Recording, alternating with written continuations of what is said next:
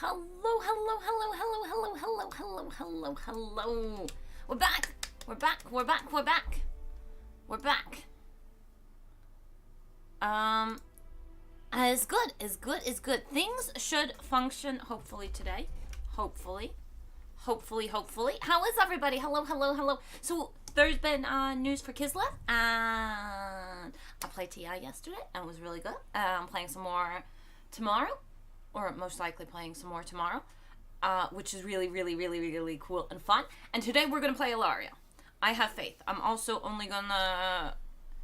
Oh, I also talked to the internet provider thingy, so that might also be sorted, hopefully. So right now I'm doing update things. So, updates. 1. Hello, Overend. Hello, Zardock. Hello, Bet. I am confused about the juices. Hey, Volnir. Hello, Mike. Hello, Winky. How is everybody doing? So, updates. We got news for Kislev, which I skimmed and looks real good. How is... talking about my North Korea. It's pretty good here. It's pretty good here. It's pretty good here. I don't need help or anything. It's totally fine. We're doing really good. We're doing really good. No Kugath? Kugath didn't win the poll. At least pretty certain Kugath didn't win the poll. I can double check. There's been extra time for people to vote on the poll. I can go and check. I think. How do I check? I need to go to the channel and look at it. Yeah. And then community. And then yeah, no, Queen of Hearts won. Queen of Hearts won at 36%. Queen of Spades 23. Kugoth at 23. And Pal World at 19. Honestly, so it looks like you guys would have been down for any of them. So, not bad at all. Not bad at all. On the other hand, if Kugoth doesn't win, the poll isn't right. Agreed. But then again, people usually vote for Kugoth when I play. Then update about internet. On Monday, I get a replacement modem, but that only comes in the afternoon/evening, so that will be a little bit a decider for stream.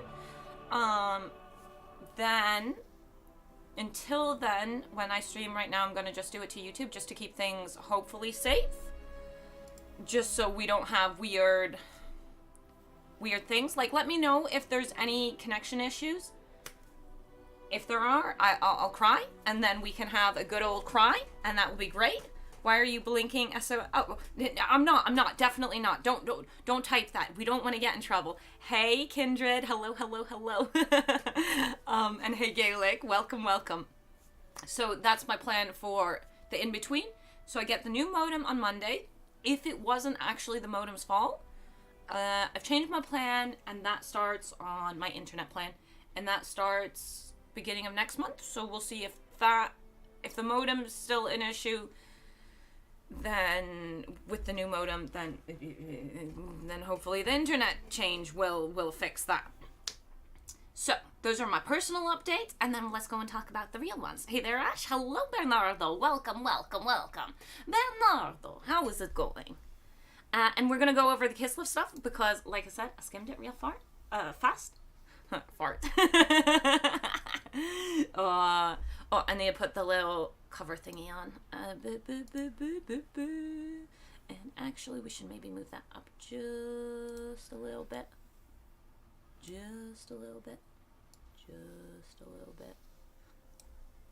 And now it's not covering everything I want it to.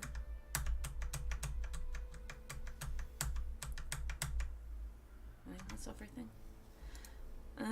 I need to figure this stuff out for when I share my screen because random things do pop up. But yeah. Finish a Yuan Bo campaign before the new patch drops, but this is just so dull. Everyone loves me and I have infinite money. I don't think that's going to change with the new drop. I think that's going to be still the case. I feel like Yuan Bo is just broken and he stole some of Cathay's stuff, and I'm a little salty about it. But I like Yuan Bo. It's just Baba Yaga's my favorite. But Kislev's got some cool stuff. So are we ready to read? Are we ready for reading? I think all the streamers I watch have cats. Dang. I have cats too, as you very well know. They're not here though right now. They have abandoned me. They have left me. Are we ready to talk? Are we ready to talk about the stuff? All of the new campaigns are broken? Yeah, out of the three, I find Baba Yaga's the least broken, but it's definitely also broken. Those curses and hexes, they're very strong. They're very strong. They're very strong. Oh, it's too awesome. It's pretty cool. Kislev endures. Mike, how happy are you? Have you read through this? You should have. If you haven't, well, there's some tasty stuff in here. There's stuff in here that makes me go. But no chicken hut. I'm gonna spoil it now. CA has failed. Games Workshop has failed. Where is my chicken hut? Where is the chicken hut? Good stuff for Kislev? Yeah. So are we ready to read? You've all heard it already, but I'm still going to read through it because I know some people are lazy and don't feel like reading it. And I'm happy to do it. I thought I was going to go and skim really fast for you guys because I thought Kislev maybe wasn't going to get. I thought maybe we would go in and save Mike's feelings if Kislev didn't get anything nice. But Kislev is getting nice stuff. So, hi all, I'm back with the final update on the unit additions we're bringing to Shadows of Change. Hopefully you're all up to date with the changes that are coming to Grand Cathay and Siege as a part of patch 4.2. But if you missed anything, you can check out those updates below. But we already did things on these. Before I get into all the details about what to expect with Kislev, I'm excited to confirm that patch 4.2 will launch on Thursday, February 22nd.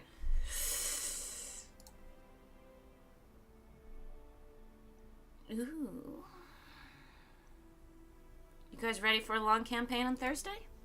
Do I have plans for Thursday? I hope I don't have plans for Thursday. The IP bit is BS. Consider they talk about Mordheim models later on. Oh, do they? Archeon when? Archeon? Oh, do we want an Archeon campaign? Oh, we can have a full Raffle Stomp campaign at some point if you want. Because that's what Archeon is. It's. Let's kill everybody. But yeah. So, I haven't read everything. I said I skimmed. So I haven't read everything. So this is also for me. Busy playing all the games.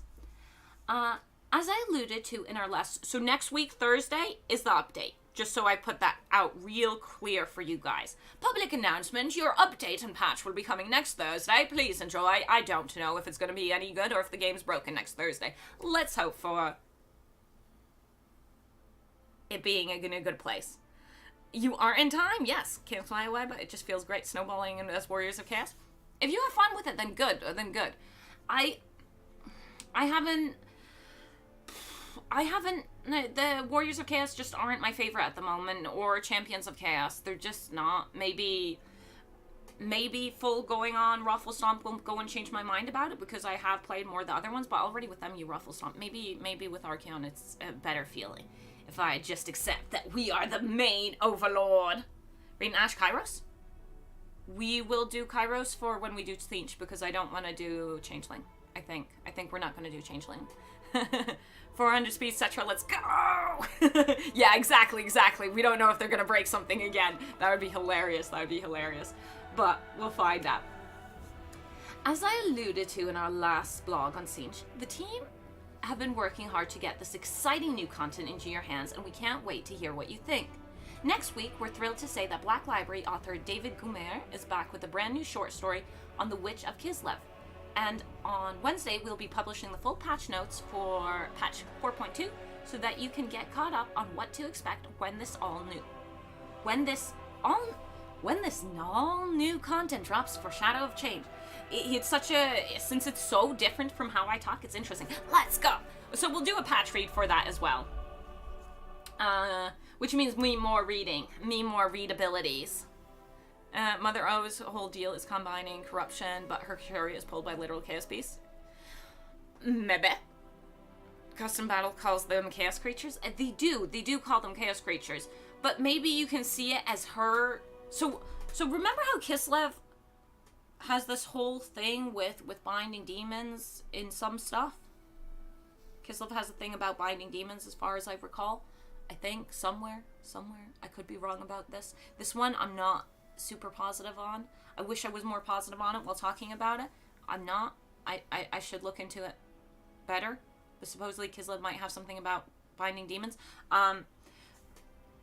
maybe it's her version of subjugate chaos and bring chaos down by, you know, being questionable. We'll see. And if we can, we'll read the story. I don't know if that's... We'll read the story if it looks like we're allowed to read the story. If we're not allowed to read the story, we'll go and read the story and delete it afterwards because we found out we weren't allowed to. We'll find out when it comes out if it looks like it's something that's chill to read. And if it is, maybe we get some story time. If it's not, we don't. Kislev 8th edition lore and IP. If like me, you've grown up with Warhammer and been a longtime fan, seeing Kislev given new characters and units at the launch of Total War Warhammer 3 was a special moment.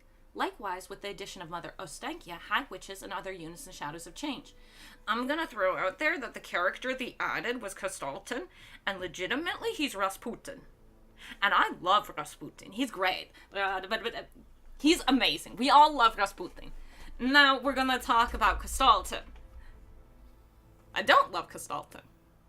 I feel like they didn't lean in heavy enough. I feel like this game is mature enough that they could have leaned into the Rasputin lore a lot more. Like, gone for that lives forever, got murdered a bunch of times, and still somehow comes back. And then the other part about, why there's so many museums with bits of him in him.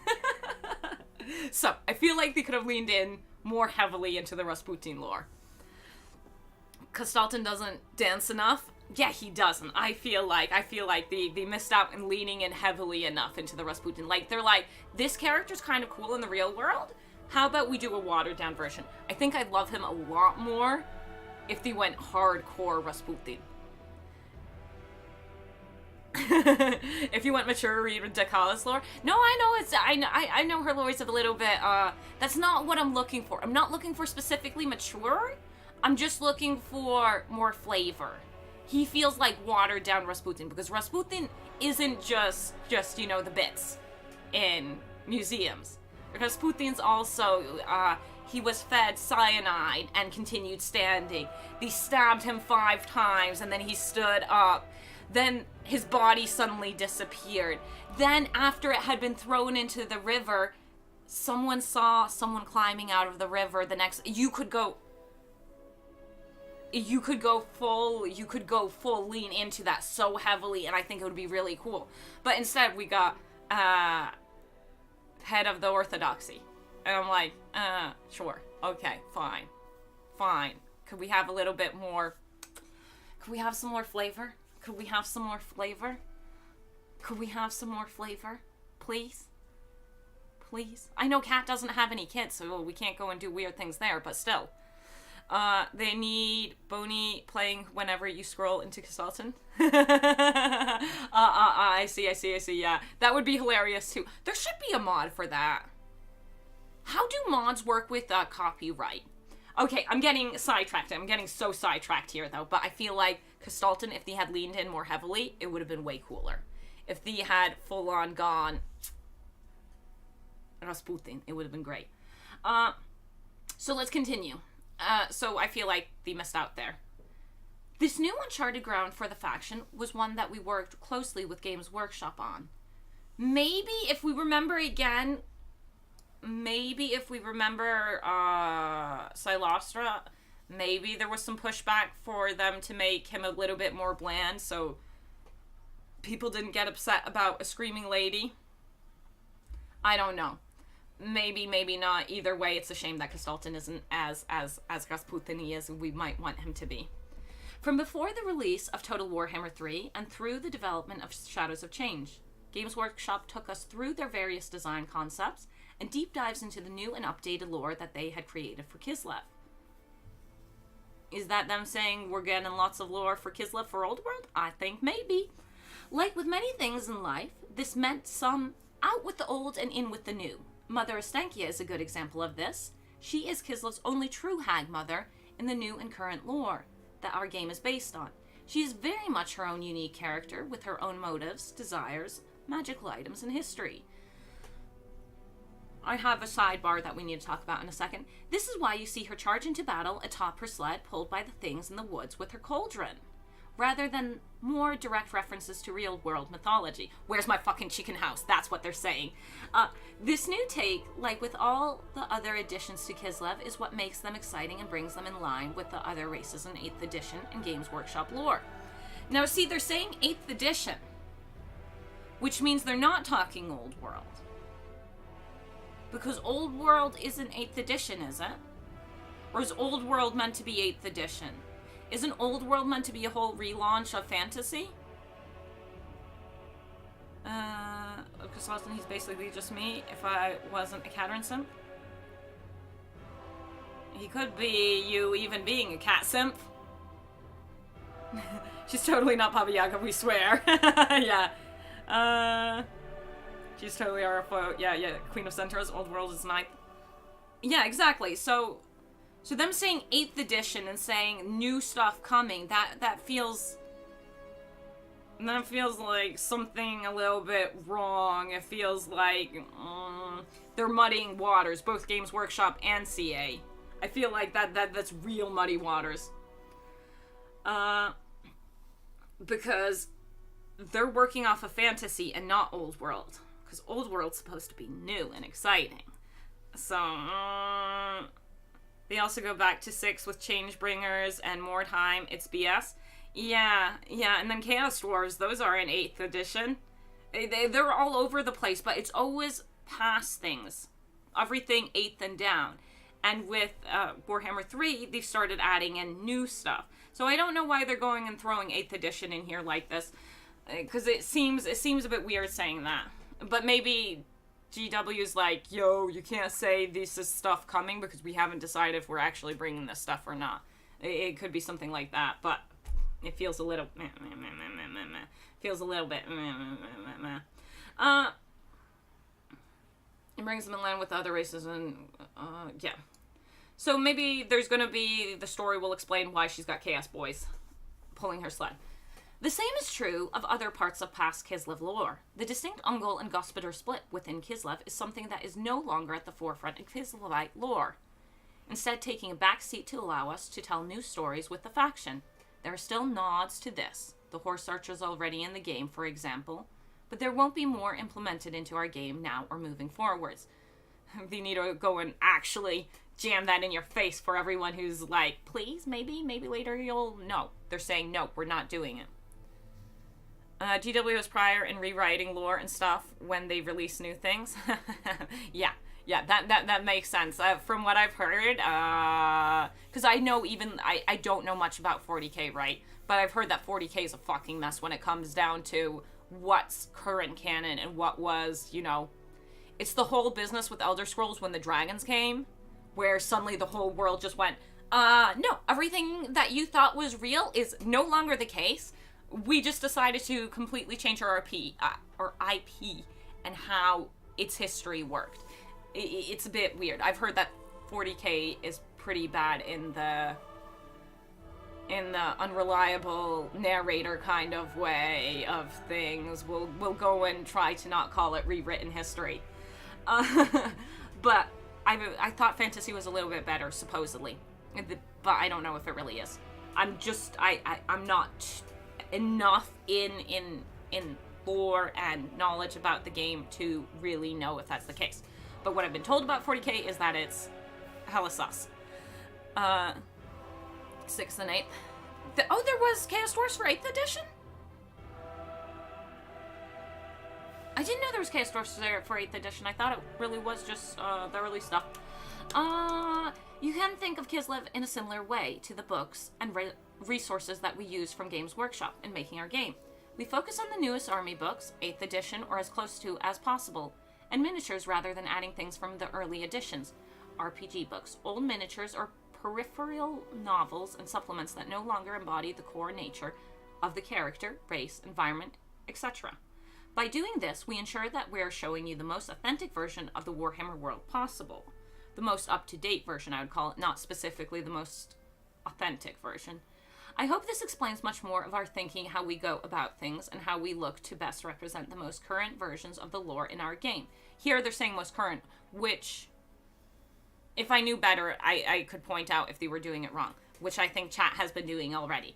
So now let's get into it and run you through the changes that are coming to Kislev as part of patch point 4.2.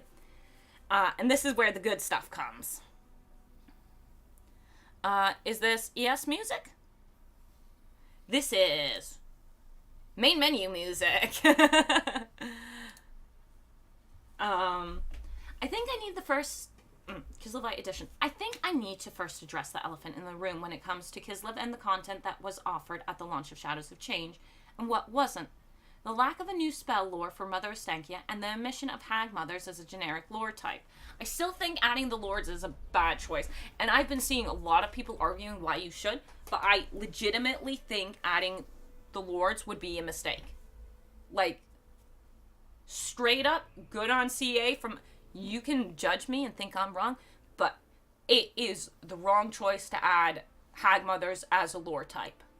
Or they need to be locked very specifically behind, like, getting tree settlements or doing this. They need to be locked and limited if they're going to do it. If they ever were going to add more Hag Mothers, you get a special one when you take this tree. You get a special one when you take this tree. You get a special one when you take this tree. Make her like a wood elf for that kind of thing. And it would kind of explain why she's protecting the woods. It's like the forest coven or whatever. You can't just go and willy-nilly make them all Hag Mothers. It would not be good. In my personal opinion, from a balance perspective. Even though I don't care if there's no balance, it unbalances Kislev itself. You'll suddenly not get other lords, you'll only get Hag Lords. I'll start with a spell lore that we're adding to patch 4.2 for both Mother Ostankya and her Hag Witches to make full use of. The lore of Hag will be comprised of 6 new spells and a lore attribute focused on both hexing enemy units and overcasting to bless your own. I'll go into more detail on what each spell does in the section below.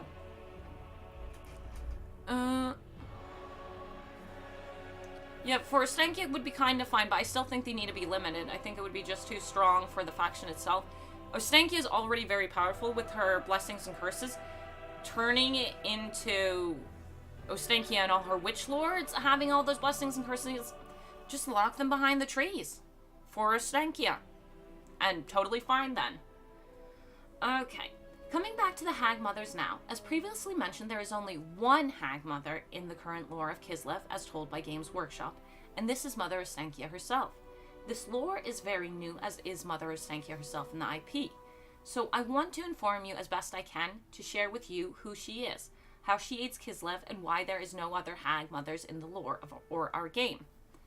So this is new lore, and this is most likely where they need to be careful because they might fuck over Games Workshop and they most likely need to follow a bunch of rules.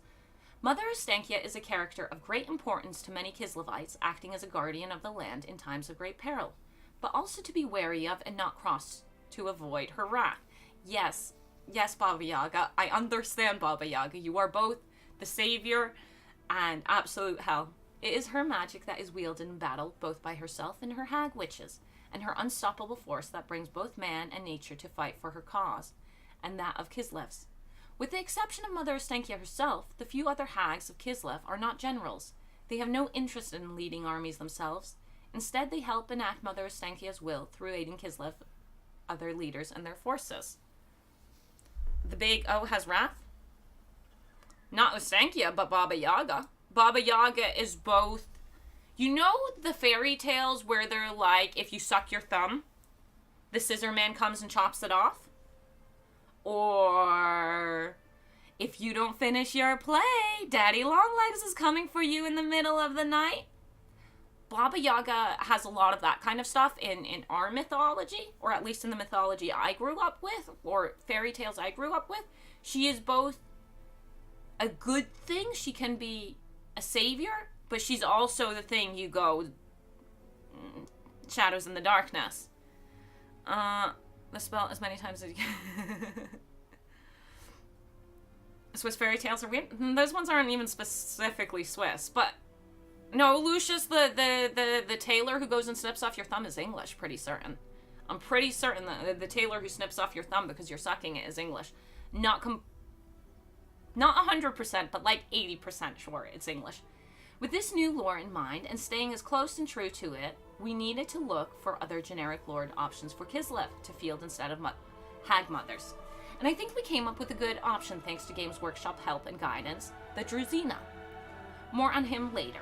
Let's first take a look at the lore of hags as I promised you and show you what fun new tricks Mother O has at her disposal. So some of these spells look really cool. But we'll see. We'll see. They look, animation-wise, they look really cool. Lore of Hags, available to both Mother O and Hag Witches. The Lore of Hag features 6 new spells and a new lore attribute. The spell lore is focused primarily on disrupting and hexing enemy units, but with a twist. As when overcasting these spells, they become augments that you can use on your own forces. This complements Mother Ostankia's campaign mechanics of curses and blessings to provide more ways to play with this unique character in battle. Augments, so they become blessings if you overcast. Interesting. The Hag Witches draw from the power from the woodlands, fens and oblasts of Kislev, holding those who stray into them terminally accountable. Incantations and curses take shape to summon forth the spirit magic of the land, blessing the Kislevites who fight for it, and cursing those who may see it harm. Lore attribute, Fate of Interlopers, area of hexes. Those trespassers upon this ground soon find their fate is completely sealed, their end decided. Fate of Interlopers activates every time a lore of the hag spell is cast. It provides a debuff to enemy units, whilst buffing your own troops simultaneously. Curse, minor decrease of leadership. Blessing, increased spell resistance. Not gonna lie, this kinda sucks. Yeah, this sucks. It's nice that it's 2 things. Spell resistance is not really great. Leadership debuffs on higher difficulties. And I bet you it's gonna be like 2 leadership, max. 2 leadership. Meh. Spell, the Forbidden Fence. The hag beseeches ethereal forces deep underground to seep upwards and hamper the progress of her enemies, draining all momentum from them. Curse, the Forbidden Fence, area of hexes, negatively affects enemy speed, charge speed, and vigor. Blessing, so when overcast. Whispers in the Wood. Areas of augments, positively affects allied speed, charge, vigor, whilst granting Strider and Unstoppable. Ooh, Strider? You'll want to do it when your boys are fresh, but otherwise, ooh, an Unspawnable. Ooh, that's interesting. Okay, the overcast version of this is really interesting. I do kind of, the idea here of having overcast base cast like this is very interesting to me. Witch Brew. The hag's cauldron erupts in a bubbling crescendo, splashing its contents in the motherland's boundless wrath, all over her hopeless enemies. Oh, is this the sauce? Curse, Witch Brew. Breath. Damages units in its path and applies the poison contact effect. Now, the animations for this looks like certain other spells, which certain other spells that do a lot of damage, we'll find out. We'll find out. 2. That's so much for an orc. What? I like the Pied Piper one. The Pied Piper one's pretty cool. Pied Piper reminds me of Children's Crusades. It's kind of where I assume it came from. So overcast now, both curses and bless at the same time. I think when it's overcast, we just get the blessing. I think we just get the blessing, but we will have to see. There's also a chance that they fuck up and you get both, but I think it's intended as base cast. It's Bane, overcast, boon. That's how I understood what they write. But this one could be really interesting based on animations alone. They might give it no damage and then it's not so great. But we'll see. Curse of the Ancient Witch. But I do like the animations for them, not gonna lie. A hooded figure summoned by the hag whispers words of terror, both mortal and immortal, to those who should never, ever have gone wandering in the woods. Curse. Curse of the Ancient Witch. Hex. Negatively affects enemy missile block chance, armor, and will spread to nearby enemies within the spell spread range. Enemy missile block chance, armor, and will spread. That's kind of cool. That's kind of cool. I'm not sure. It might not be good. See, the thing is, just reading them, you can't tell if they'll be good or not. You need to actually use them and see actual numbers. Blessings. Blessing of the Ancient Witch, so our Overcast version, in the way I think it works. Augment. Imbues magical attacks positively, enhances armor-piercing missile damage, base missile damage, and reload skill. I think for this one here, the base cast is most likely better. But who knows? Vengeance of Spirits. The hag channels a malevolent spirit into an enemy's soul to saturate their being and gradually tear them to bloody minuscule shreds from the inside out. Curse. Vengeance of Spirits. Area of direct damage. Ooh. Damage enemies within the radius and applies the silent attribute, which stops affected units from being able to use abilities or cast spells. Ooh. Could be nice, could be nice. Elden Hammer. I can never think of Hamlet and not think of the movie The Last Section. In general, I'm not a fan of buff debuff spells. I'm not either, but there is damage spells in here too. And usually a balanced lore has a bit of everything in there. So here we've got a direct damage spell. Then we've got this one, Witch Brew, is just base damage. It's a wind spell. Are they called wind spells? The straight line spells, I think that's the wind one. Maybe I'm using the wrong terminology, but the straight line, Wind of Death. This is Wind of Death style death spell, but since we can't do Overcast versions, we get what we get, as far as I can tell. Blessing, Omen of the Spirits. Enhances the flows of winds of magic in favor of yours or ally spellcasters, dealing damage in the process. Oh, so in this one, the Overcast one does do damage. Ooh, okay, Curse, Vengeance of Spirits looks really good. It comes down to numbers with these, but these, what's written here is actually really good. You want the enemy spellcasters to stop going and spirit leeching your lord to death? Cast Curse of Vengeance of Spirits. They can't cast spells, and they'll take damage. On the other hand, you want more wins? Cast the Overcast version and do damage. Seems really good. Either have to be cheap to be spammable or last longer. Well, since we don't have times yet, I don't know. Is Stinky getting all her other spells removed in just these 6? I don't know. We'll have to see. She might be like Techless and have more spells. She might only have these spells, or maybe she'll only have a selection of these spells. But we'll find out. We can't. It doesn't say. It says that she's going to get this lore of magic. But does that mean she loses her other one? I don't know. Curse Cauldron. Conjured up from the hag's cauldron, spectral missiles shoot upwards to rain carnage down upon the foe. Curse Cauldron. A static central vortex fires out projectiles that spawn smaller moving vortices upon impact. Well, that's kind of cool. Blessing. The same as the above, but this vortex no longer harms friendly units that are caught in the area of effect. I want to see numbers for these, because these sound really good. A lot of this sounds really good. But I want numbers. I want in-action numbers, and I want to see animations where I can tell if units are being knocked to the ground heavily, because it looks like they're being knocked heavily here. And less so in the Overcast version.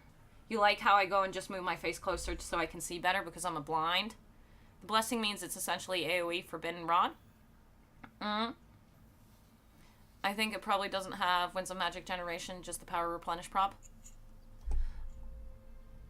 Let's go back to the one you're talking about, because I think you've read it differently, which is interesting.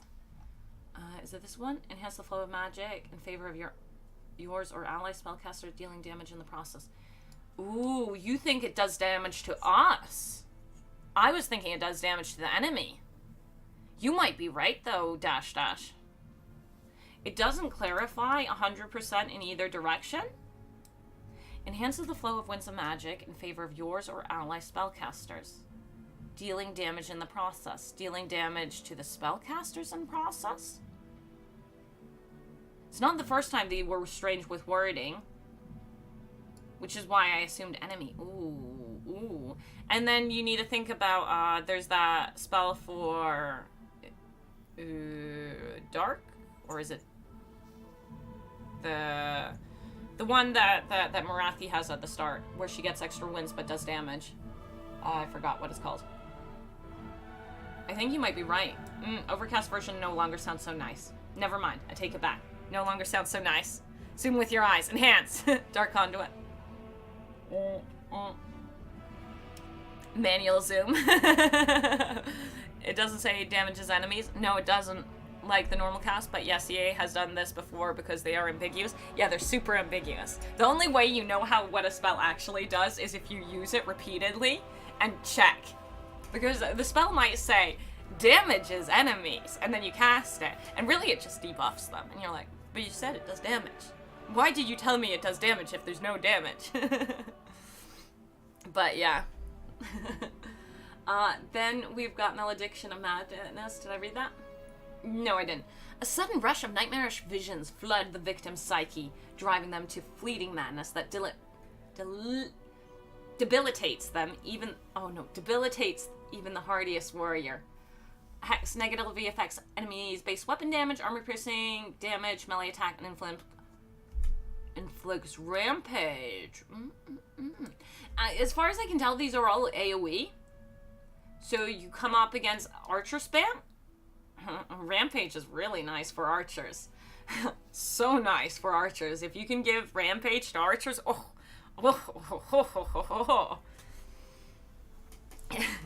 it's emotional damage. That's why it says damage, but no physical damage. Nice.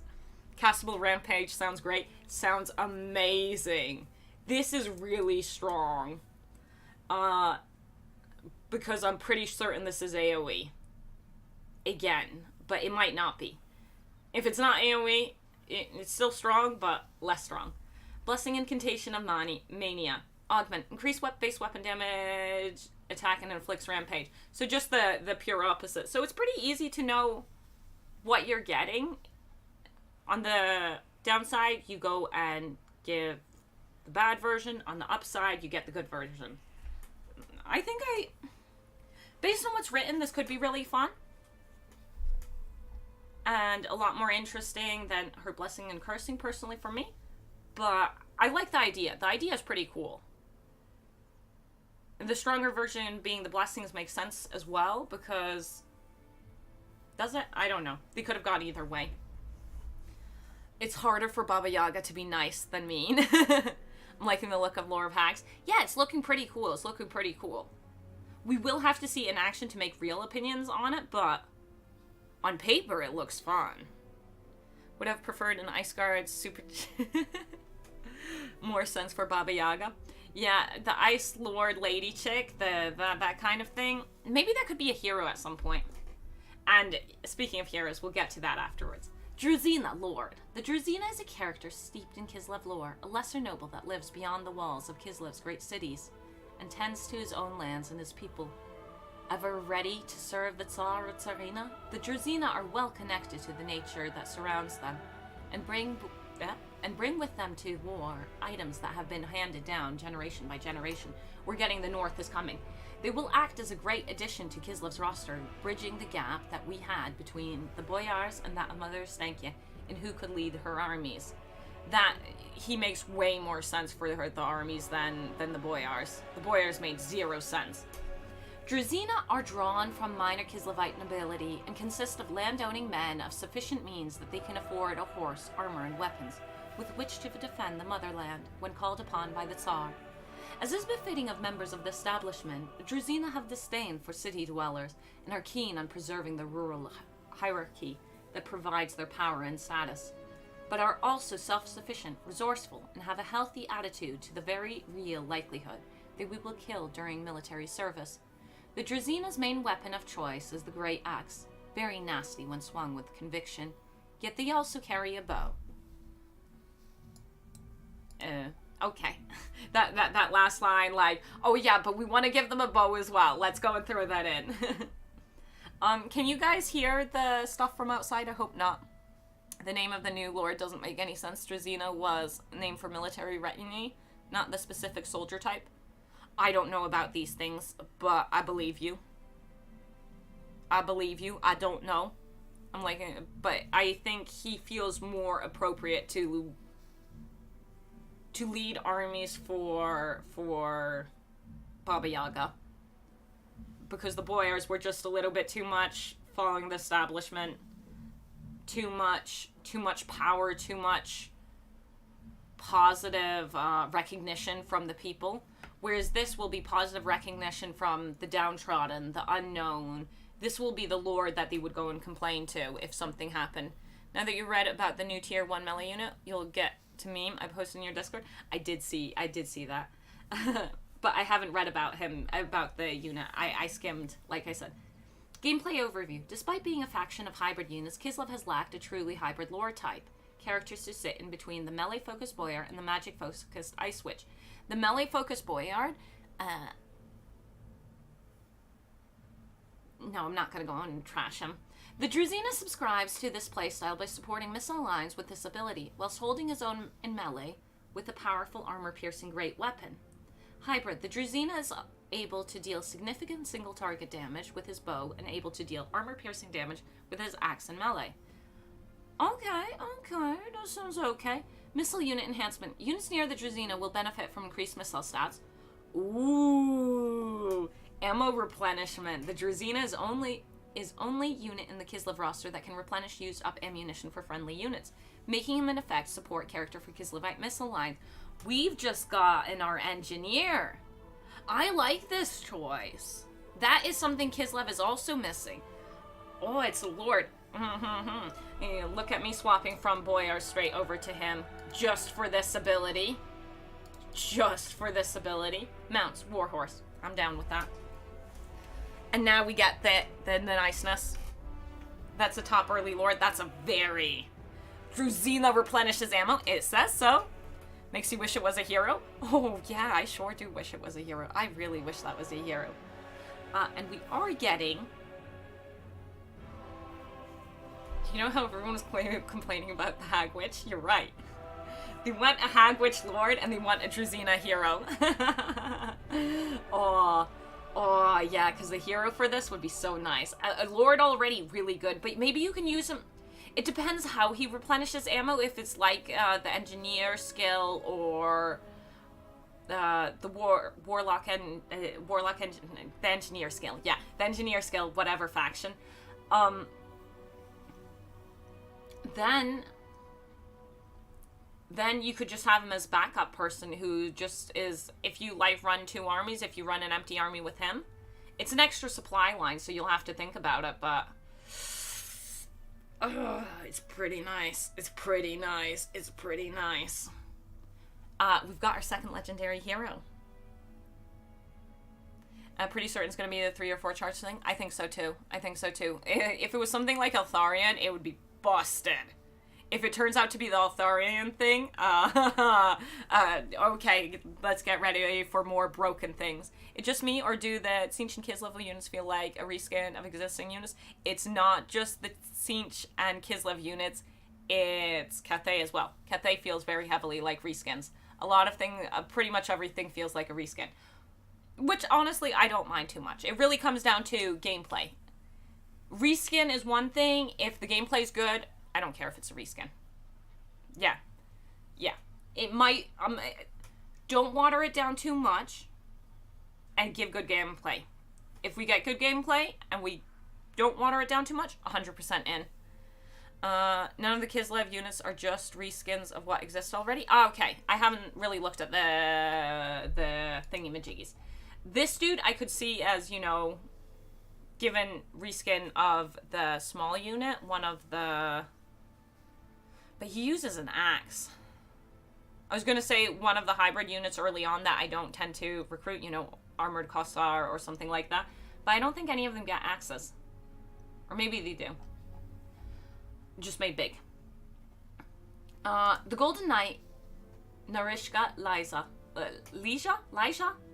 I'm not going to get any names right in this. Let's be fair here to me. The Golden Knight, Narishka.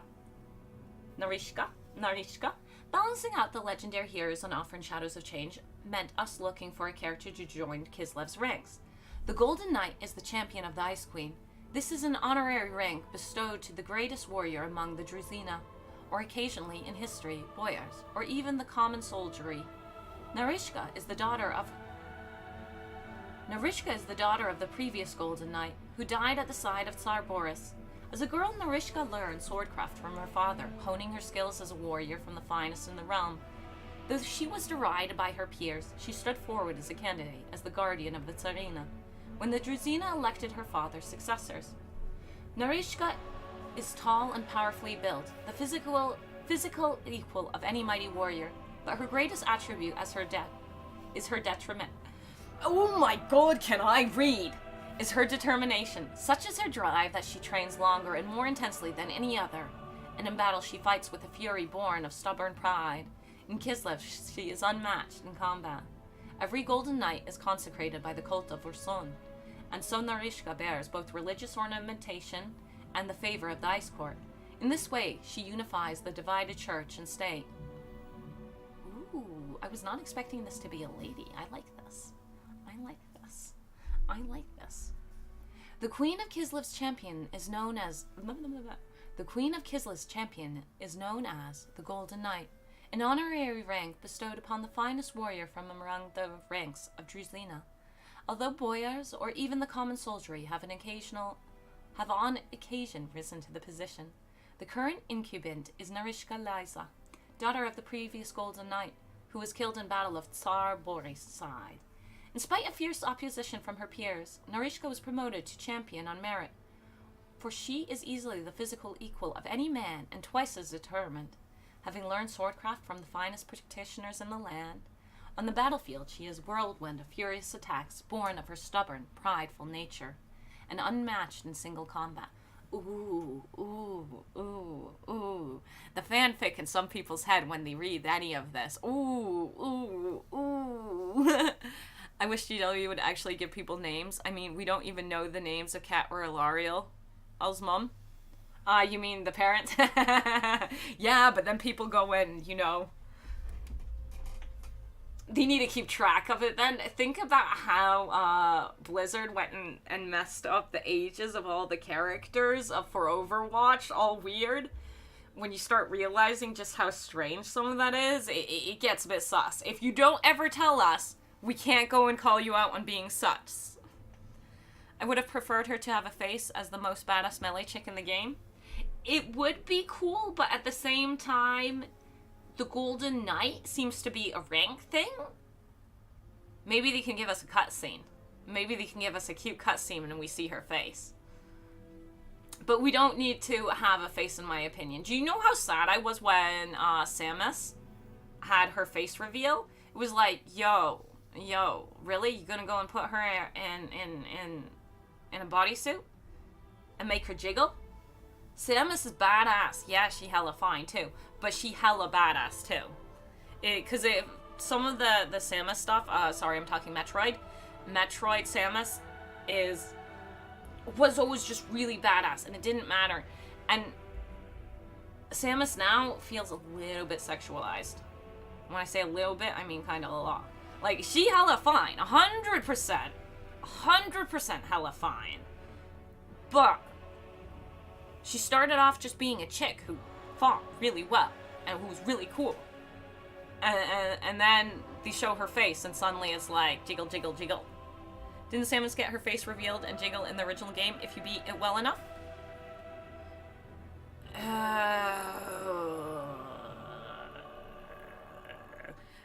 Based on alone, when the original game came out, the jiggle and the face were gonna be pixels.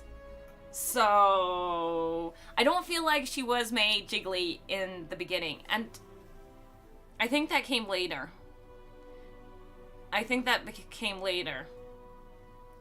And women frontline warriors reminds me of 50k women firefighter who couldn't lift 100 kilogram person out of a burning building. That shouldn't happen. If you can't pick someone up, you shouldn't be doing the job. That's not even, about... Because women can pick up 100 kilos. That's not, like, impossible for women. And there are ways to learn how to pick up stuff that is harder to pick up, like dead person. An unconscious person, not a dead person. You can learn that stuff. That seems messed up and shouldn't happen. If you're doing a certain job, you should be able to do that job. Whatever. Don't go and do that. That was silly. I played Metroid 2 on Game Boy back in the day. I had no idea Samus was female until I managed to beat it fast enough for her to slip out of the armor. See? But it wasn't jiggly back then. Samus from Metroid, if you complete the first game, get her...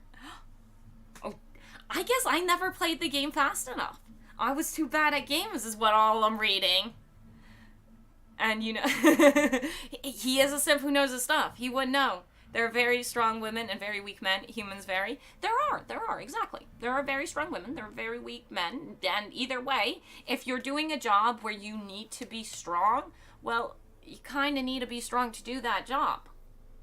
It's not like we're like, you finished 5th grade and want to be a doctor. You can now be a doctor because you want to be a doctor. We don't do that.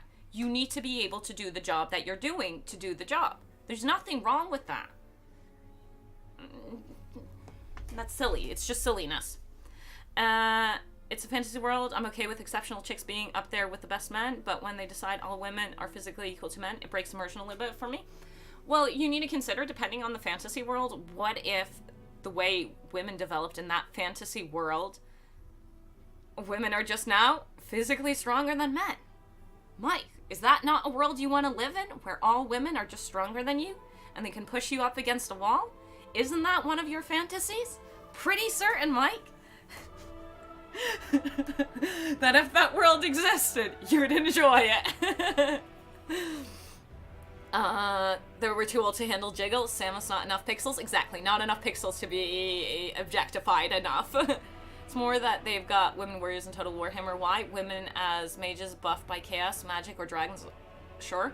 Yeah, see, that works fine, and then you could go and do it from on the good side as well. You get the power of gods. Kalida was blessed by, not Labaris, what's her name?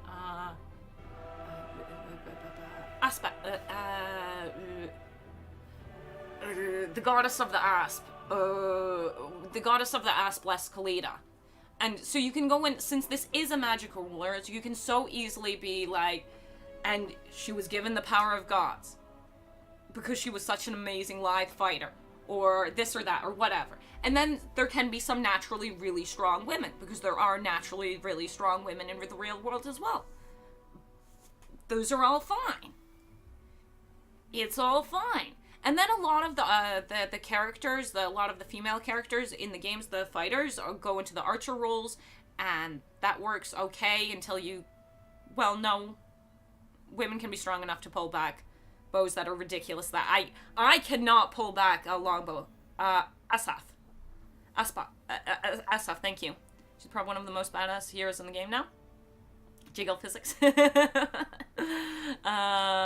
bearded lady instead. She could have been called the bearded lady. That escalated quickly. This isn't healthy. I don't know. It's okay to go and think about, does this make sense? Does that not make sense? Overall, I'm pretty happy with the lady characters incorporated into the game. I don't think it's too many. I think there is a lot of jiggle and a lot of bare feet when it comes to the women, but straight up, I don't care that they're barefoot. Yeah, they're cool. As long as they're cool. It's not like they're aiming for, historically accurate. There's no history for the game. There's no historically accurate that is specifically what they're going for. We're all over the place when it comes to technology and weapons and everything. So, if we want to go and say that elves, the women are really strong, sure. Elf biology is different than human biology. What's so bad? Retiring, hi Ash, hey Ben. All the better for stepping on their enemies. See, Mike, you want it. You want it. It's okay. Since it's fantasy, since it's not our world, people can develop differently.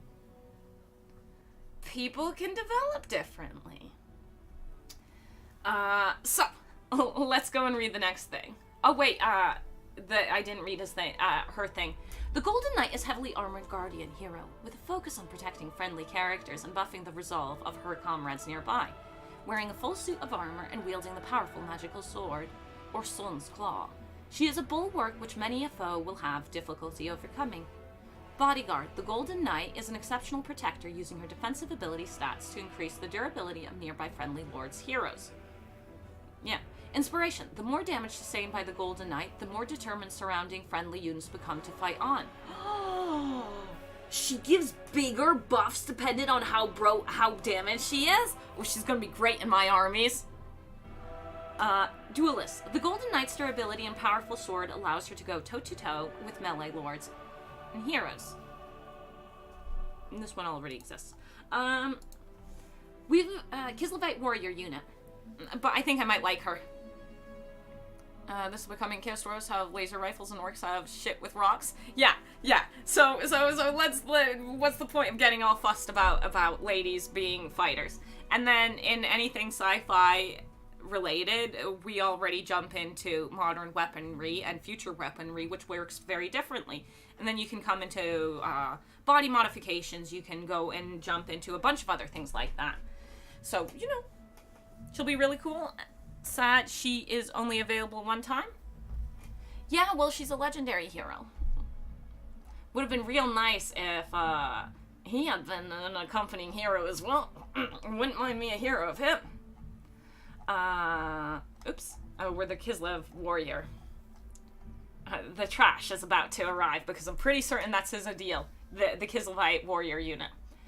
We've come to better understand that not every unit in the DLC needs to be the centerpiece monster, and headed in the other direction with this new unit, plugging a much-needed lower-tier infantry gap. It's true, there isn't really one. The Kislevite warriors, armed with their halberds, are Tier 1 troops that are decent at withstanding a charge and bound by their blood will fight to the bitter end for Kislev. I'm hoping they're also recruited from the main building. We've taken inspiration in their design from old Mordheim miniatures, just like the Drazina, in creating something with a much closer feel and look to the land and woods that Mother Ostankya protects.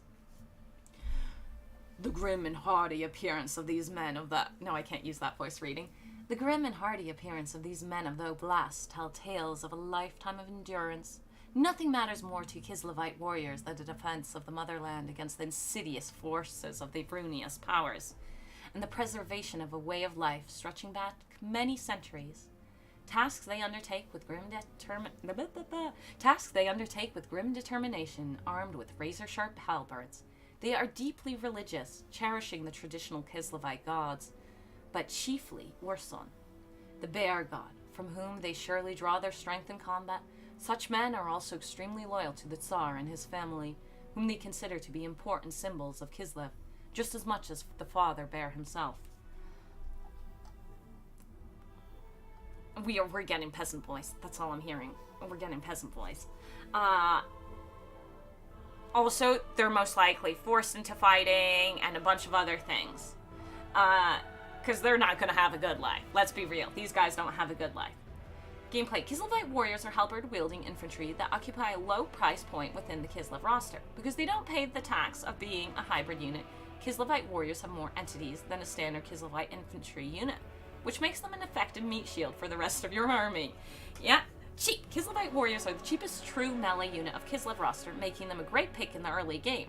Anti-large. This is really nice. Having an anti-large something, maybe they might be useful. Kislevite warriors wield halberds, which are great at combating monstrous infantry such as trolls. Frontline troops. With more entities than any other Kislev infantry unit, the Kislevite warriors serve as a decent screen for your missile infantry. I might like using them because I like cheap. In Warhammer 3, I like cheap. Cheap is good. Lucian. RadiantAsh. Odium is a knight radiant. If anyone can be anything, Shallan's father did nothing wrong. So, first off, Lucius, wrong. Second off, Lucius, don't go and tag me with spoilers for people. So wrong. So anyone who reads that series, what Lucius is saying is completely wrong. Odium, I'm trying to figure out if this would be considered a spoiler. Odium is not a Knight's Radiant. Odium is...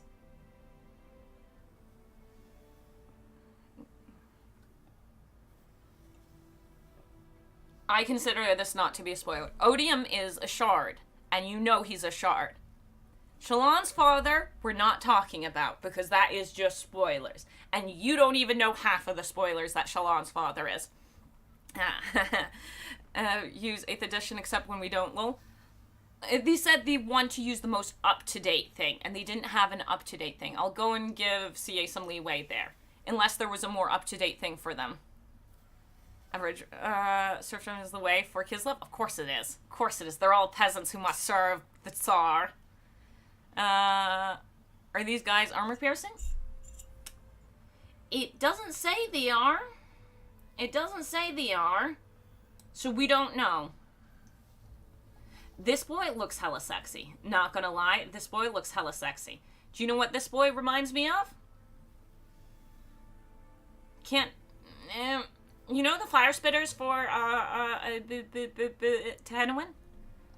His little fire spitting boys? It reminds me of them. I'm hoping a bit more strong than those, because those are a little weak, but it would be really cool. Frostworm, unit and mount.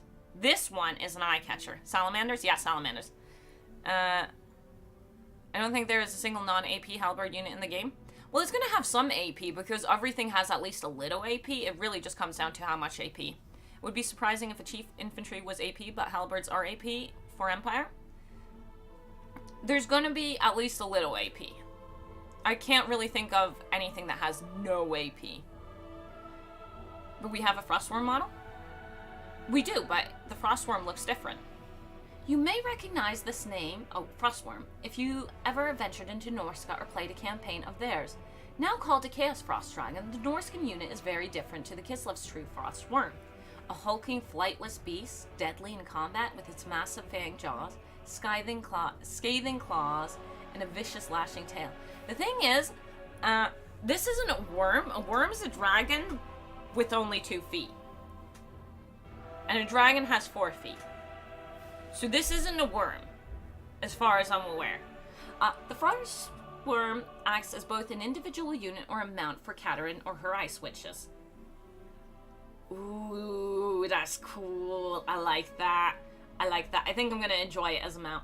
It might suck. It might suck so bad because it's so big. Big units always get fucked. How cool would be that the Frostworm is a test version of the Fire Lord of Cathay, so he's a different style of dragon, or for the sibling? Could be cool. Could be cool. And CA is just known for testing things out in previous things, so ooh, that would be sneak peek for future things, maybe. For Wyvern, rather. These looks more like Chinese dragons. It does look like a Chinese dragon. Long boy, a dragon-like. A wyvern has 3 feet.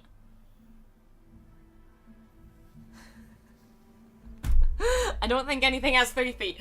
Okay. Frostworms are creatures of magic who voice. Frostworms are creatures of magic who primarily roost in the crags of Shargoon. Swift and sinuous, who sleep away the warmest parts of the year in hibernation, venturing out onto the Oblast to hunt prey when the weather is at its coldest. Their natural prey are the wandering herbivores, beasts which are easily devoured whole by an adult frostworm. In times of famine, they have been known to consume chaos beasts too, taking savage delight in chomping down a troll or a minotaur when the need arises. Beings of ice magic, frostworms are naturally aligned to the witches of the Ice Court. In desperation, an ice witch will travel to the crags and beseech the slumbering worms for aid, and it is not unknown for a frostworm to answer their calls. In times of coldest winter, the Ice Queen's power is such that winter travels where she does, and no frostworm would ever refuse her. Ooh, I like this kind of implication of lore. Or I like the idea of the ice witches going and kind of binding dragons to themselves. Ooh, I like this. This can be done really nicely with like really sad stories connected to it, because this feels like I enjoy the idea behind this. The unit also looks really hella cool. Let's be real here. I think you have it backwards. Wyvern is 2, Dragon is 4. Exactly, Wyvern is 2, Dragon is 4. That's as far as I remember. Wyverns in general have 2 wings and 2 legs, as far as I know. Yeah. 2 wings, 2 legs, and a dragon has 4 legs. And wings. And that includes wings. My bad. Usually dragon has 4 legs and but if Frost Wyvern is a mount, why not the Elemental Bear? Because the Elemental Bear sucks! The Elemental Bear sucks! The Frost Worm is a deadly mid-tier monster, which can move its way across the battlefield relatively quickly for a monster of its size. Ooh, please be speedy. With the top end of the roster getting particularly crowded, the Frostworm's power level is compared to that of a Dark Elf War Hydra, or the Stegodon of the Lizardman. Ooh, I like the comparisons it's making. Those are units I enjoy. This enables it to really stand out on its own as a unique pick when compared to the Elemental Bear or Incarnate Elemental of Beasts. Ooh, I hope it's cool. I hope it's cool. Fast. The Frostworm is fast for a creature of its size, which enables it to maneuver into positions quicker than most. Frostbite. The Frostworm utilizes the Frostbite contact effect, slowing enemies that it attacks. Mount. Cateran and Ice Witches may use the Frostworm as a mount. Ooh.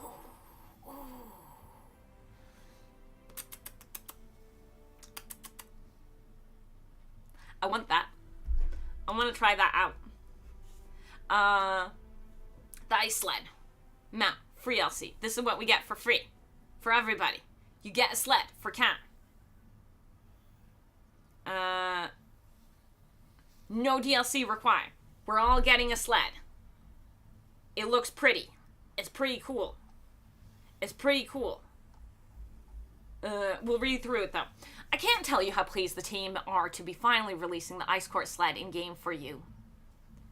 You guys have been asking enough, I think. It's been on our wish list, like many of yours, for some time since the launch of Total War Warhammer 3. Cateran will now rightly be able to nip across the snow-covered plains, hills, and mountains of her lands. Note, players will only need Total Warhammer 3. The Ice Court reinforced sled is drawn by mighty steeds with breath like with winter's wind, and whose flanks shimmer with glittering icy crystals. Ice crystals. Like the wind pulled by 6 of the finest steeds that Kislev has to offer, the Ice Court sled is the quickest way for Cateran to move around the battlefield. Ooh, what speed are we getting for it? Indomitable. The momentum of the sled allows it to push through enemy infantry lines with ease, making it an effective unit for disrupting and confusing enemy formations. Ooh, I like that too. Ice Guard crew. 2 members of the Ice Guard fire their bows from the sled, allowing it to also be used as a missile chariot in a pinch. Maybe I like the sled as well. Maybe I like it as well. Monster X says 3. The sled seems better than the worm. It does sound like the sled's going to be really good.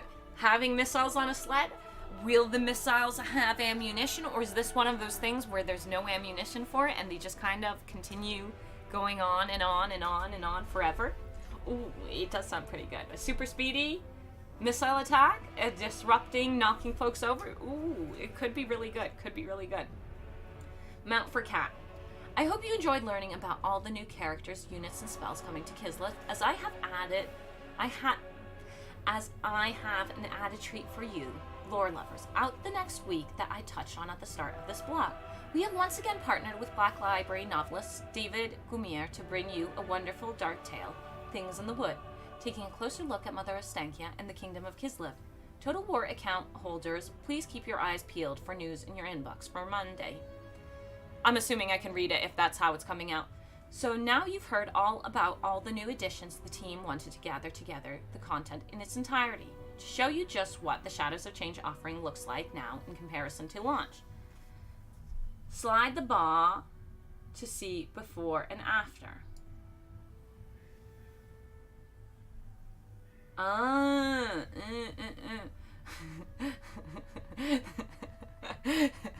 That's kind of cute. That's kind of cute. That's kind of cute. They're like, yo, you want some interaction? I sent you an answer, the difference between the long boys on Discord? Maybe. Those are also, maybe I'll go and check afterwards, Jamie. Those are also probably frostbite missiles, so slow. Yeah, those most likely are. Yeah, sounds so good. Cerberus has 3 heads. Why are we talking about Cerberus? Sled is good because you get 2 more women in price of just Cat. Some nice action going on that slippery thing. Slippery slides with the 3 ladies sounds pretty good.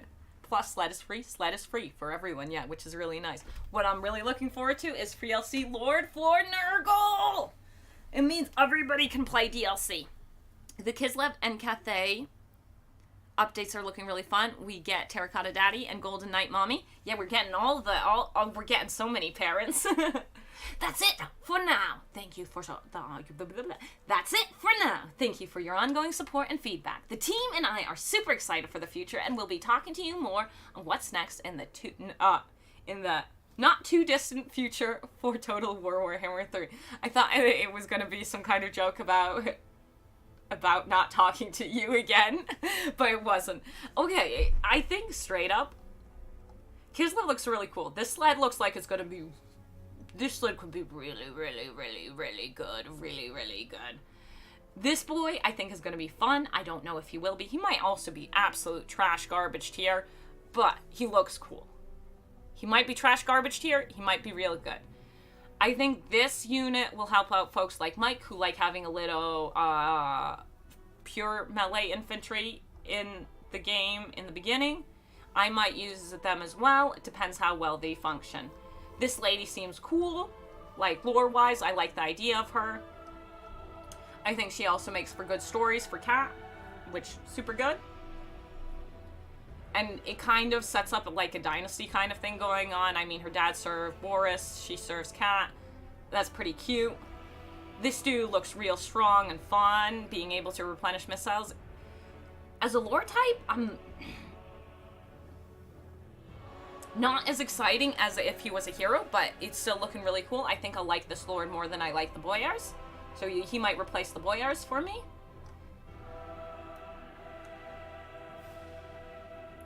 I think the way they're doing Lore of Hags, if it's any good, again, all of this, if any of this is any good, we'll have to wait and see. But Lore of Hags looks really interesting. I think it's at least, even if it's trash tier garbage and actually sucks when we get it, the idea behind it is cool. I think they did a good job in making, in the flavor of it. If it turns out that it's absolute trash tier because it's super expensive or because it's just actually garbage, then that's a shame. But the idea behind it's really cool. Really cool. I like the styling for the Golden Knight, but she does look more like a Cathay hero, not gonna lie. She doesn't give me Cathay vibes, actually. I can see why you're thinking Cathay, like with the shoulder and then this. Maybe it's because I'm thinking Mongolian or something. It's the beard that takes away from that. The beard gives me like dwarven vibes. Gives me... Maybe it's the coloration. Maybe if they had gone silver instead of gold. But it is the Golden Knight, so it would be a bit strange if they had gone silver. Because the coloration, I can see the coloration pushing for Cathay a little bit. But there are aspects that are so clearly not Cathay for me. This specific helmet, very heavily not. But I can see why some of it would feel a bit Cathay. Chainmail beard, yeah. Never got Ice Court Lords since they are kind of weak and you already got easy access to heroes from Ice Court for Magic. You do, I did get the Ice Court Lords. But yeah, with the sled, maybe. Giant Pauldrons, is this Warcraft era of Warhammer? Whoa. Giant Pauldrons is Warhammer. Bigger Pauldron, better person. Straight up. Bigger Pauldrons, better person. The grind to get acceptable Ice Court Lord stats is just too off-putting. Maybe. I just don't like the Boyars that much, so I'm pretty happy to do it.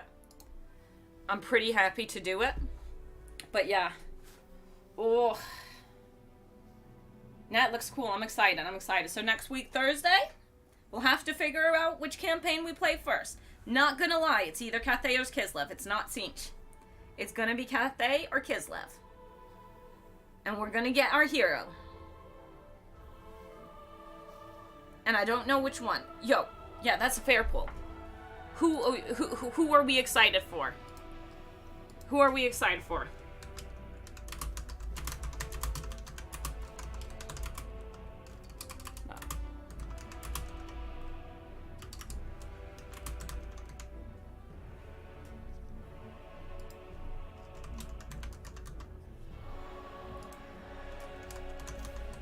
Who are you most excited for?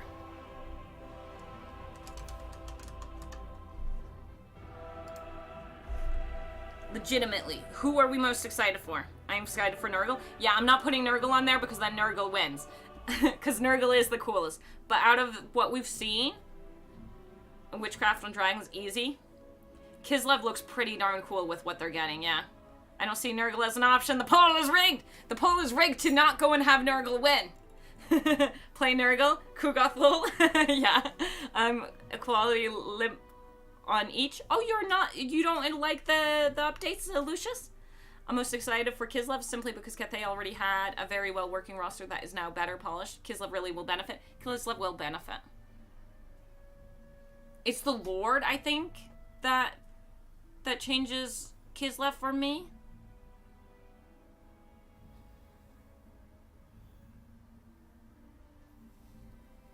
The Lord seems very interesting. That sled seems cool. I don't know which one but yeah, there's a lot of cool stuff for everything. We can have a hero off to see which you get first. Vampire or Knight. Oh, a hero off to see which you get first. Vampire or Knight. Do you mean have the two new legendary heroes fight each other? Cathay had a massive hole in melee hero department. It did. That really fixed that new hero, even though he's boring. Our new little noble for Cathay seems pretty cool. Oh, I need to change my screen. I'm looking forward to it. It's exciting. It's exciting. It's exciting. Are we ready for some Alariel as well? The Cave Village seems to be the coolest out of all the extra stuff. The gun, now I'm doing it. The Terracotta Boy. I need to go and grab something to drink real fast. The Terracotta Boy seems real cool too. Cathay needs more guns. Oh, is more guns? I don't know. Maybe. We'll start in a second. I need to grab drink.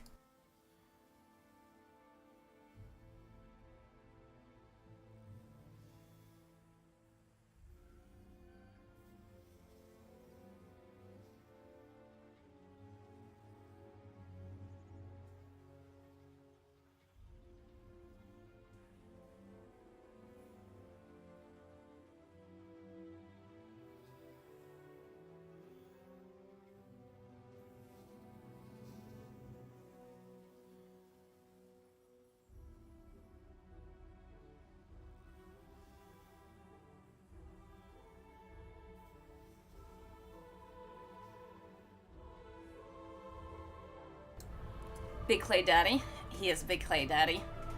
It's looking really cool. I'm very excited. Yeah, you guys are liking Kislev. Kislev did look really good. Kislev and Cathay. Honestly, I feel like Tzeentch is kind of the odd one out where you're kind of like, eh. Or maybe Foot Rocket. Yeah. Give us Infernal Guard, Coffee and Cathay. Yo, man, that would be broken. So, today's plan. Today's good plan is to play some Alariel, the Everqueen. Alariel. When I figure out where high elves are.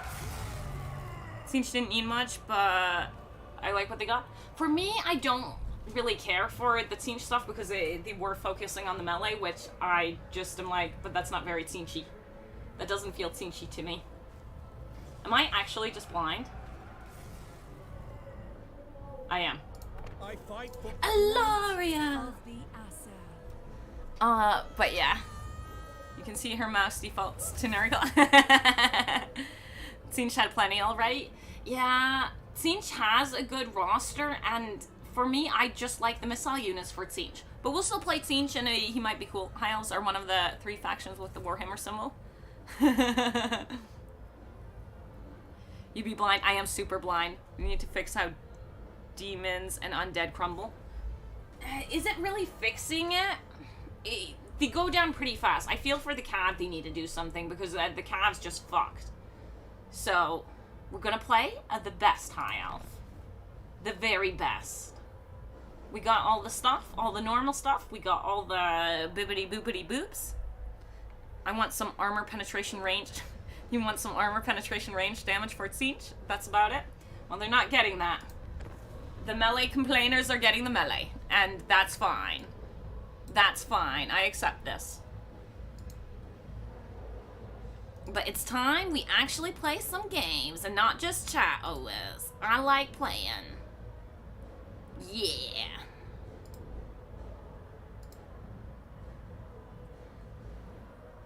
The goodness. The very bestness. Aw. Sinch was one of the players who didn't have glaring problems in their roster. Yeah, there wasn't any.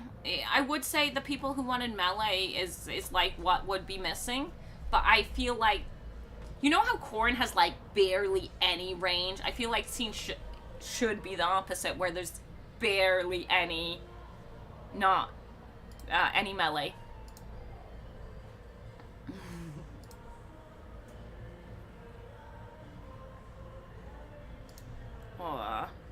Strongest high elf faction.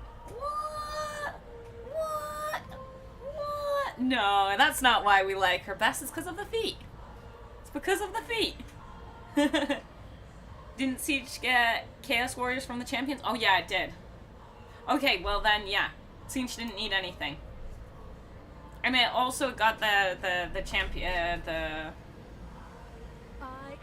aspiring boys, who are so good, especially the Siege ones. So, Ilaria the Radiant. I haven't played her in a long time, and I'm ready to fuck up. I feel like today's a good day to fuck up. 5 growth. That's not much growth, but we're gonna leave it. Did we get a nice trait?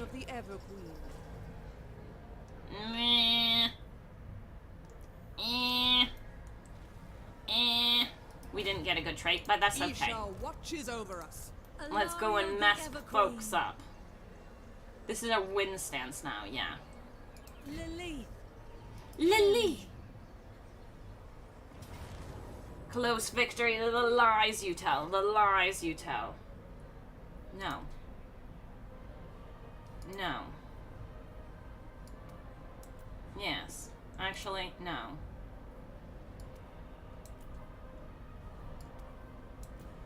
Yes. Yes. Interesting that they already apply it to some people. Let's go. Let's go, let's go, let's go, let's go. Let's go! Oh. And we haven't, have we had any stutters today? Had we had stutteriness? Has it been okay? I'm in love with Ilaria. Of course we're in love with Ilaria. I'm gonna have a blast with Cafe. Hell yeah, hell yeah, hell yeah. Morden, you were talking about cats? Here's my cat. And for everyone who wanted Nurgle, welcome to Nurgle.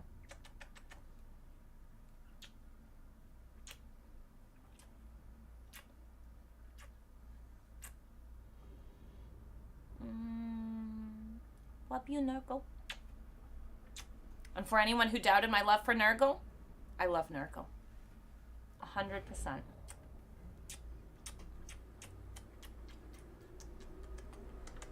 Okay, Nurgle, we need to go and play games though, so you curl up on my lap. You be a good Nurgling, and you sit down. No, been good. What needed was some damn range armor piercing damage. Not fun when damage is just poop against armor. Is it that horrible?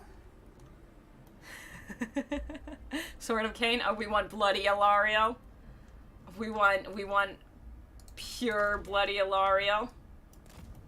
Is that what we're aiming for today? Do I have a speedy? No, I don't have a speedy. I guess they're my speedy.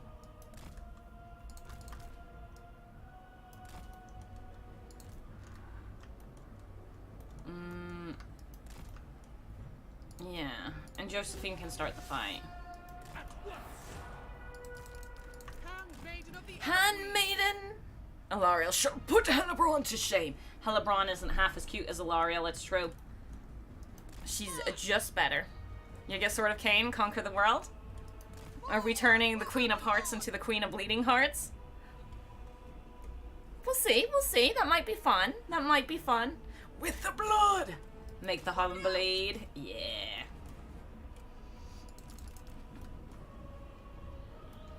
Oh, I haven't played in a little bit.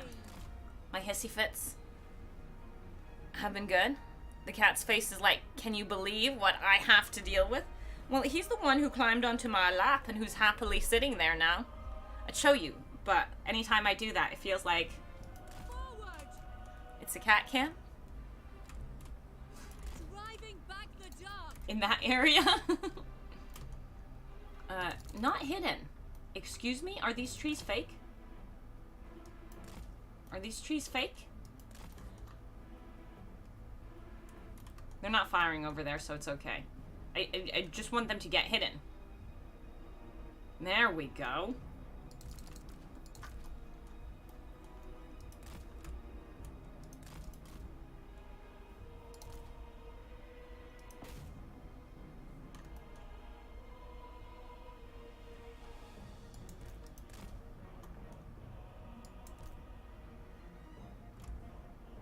They might have missile superiority or range superiority. We're missing.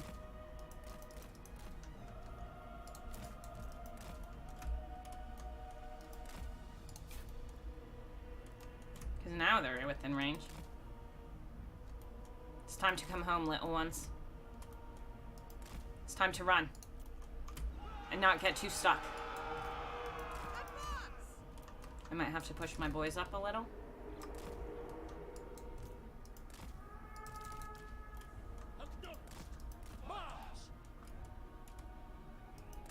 No, Saurian gods say superiority 3 times fast. Can never confederate Tyrion when I play high elves. He's too stubborn. We'll see if we can get that sorted as well. I don't know if we will be able to. We need to get over to that artillery now. Because it is hurting my babies. It's hurting my babies. We're charging as fast as we can.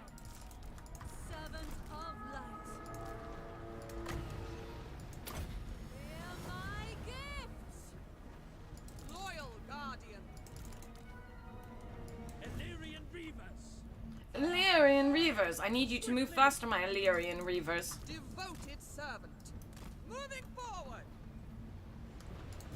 Old one needs me. Sisters, with me. It will be done. We're getting there. Orders understood. Out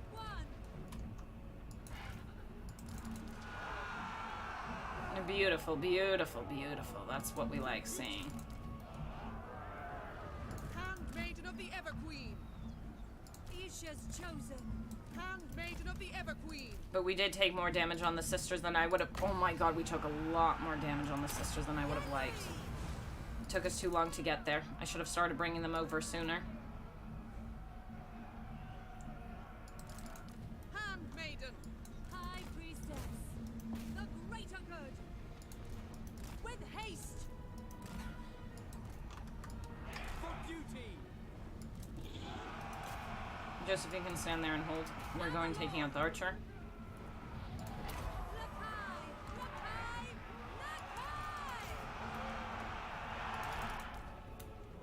It's a real shame how much damage. These guys got way too much damage on our little lady. Chosen of Isha. Oh wait, shit. That heal should have been on us.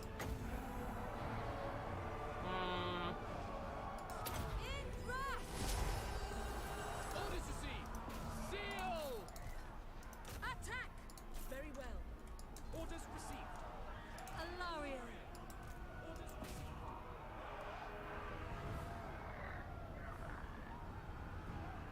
Asher, attack.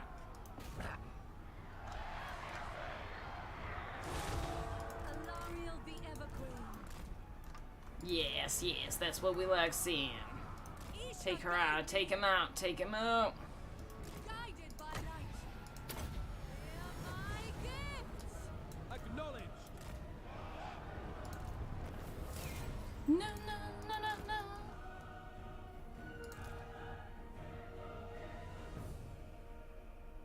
Yeah, that's good, that's good. You come over here.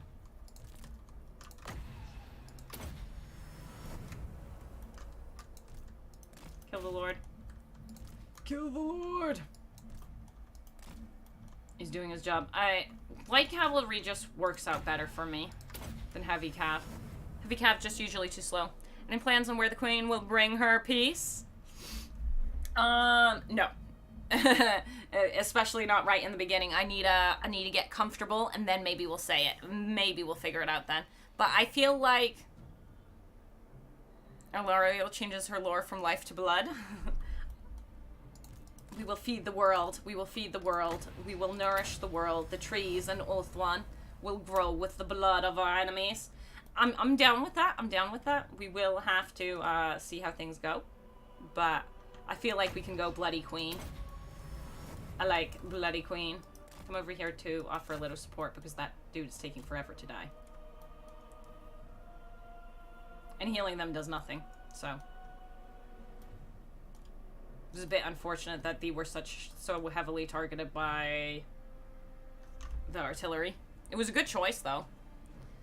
A couple of more battles, and you back in business again. You just had some days without gaming. Just a few days. Just a few days. Just a few days. Just a few days.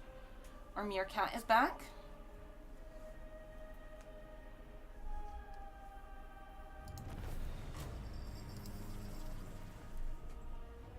No, no, no, no. No, no, no, no. No, no, no, no. Well, Ilariel is famous the most violent ever queen. Yes, yes. Madama! Queen of bleeding hearts, since I didn't get Scarbred. He makes everyone's heart bleed. Yes, we can be bleeding heart queen. Which usually means something different. But still, yeah.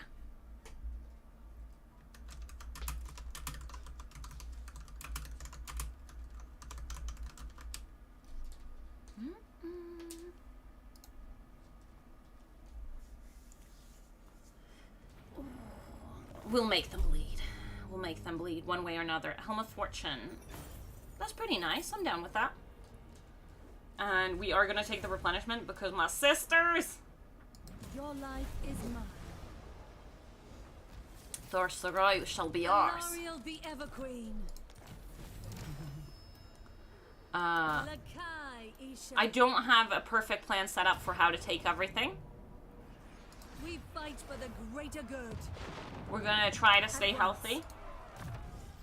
I think I'm gonna get another level, but I don't need the level right now so heavily, so we'll do this. Do we want to stimulate growth first off or replenish troops? I'll stimulate growth first. This world needs us. Yeah. And we've got good wins, so we can stay nice and healthy. A lady's got this. Kill him. Oh. Nurgle went and laid down on the bed, and he's all, oh, why don't you come cuddle me? Why don't you come touch my little belly? Love you, Nurgle. Oh, yeah, loves you. Loves you.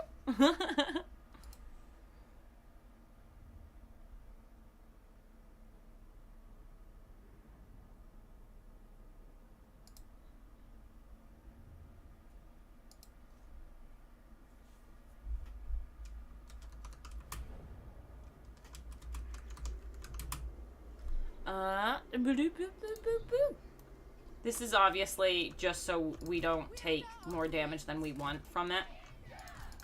This is not a fight you need to worry about. Taking the auto-resolve most likely would be fine, but I just don't trust auto-resolve. Auto-resolve always just fucks you up. Handmaiden of the Everqueen. Handmaiden of the Everqueen. Oh god, it's so nice having that range again after playing a lot of factions with very, you know, 140, 160. And then you go to the 180s and you're like, oh, I missed that range. I missed that range.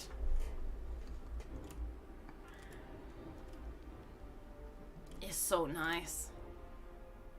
No, no, no.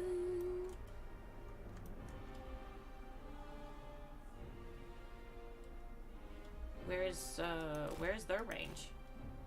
We know they have a ranged unit. Oh, there it is. Advance! Isha wills it. Sarior! Driving back the dark.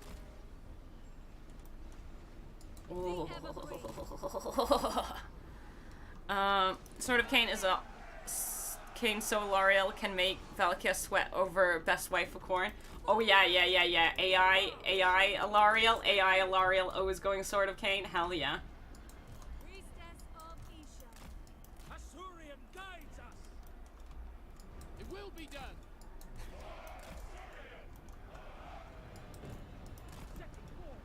Maiden guard. Maiden God. You guys over here now. Because I already waited too long. Going abroad.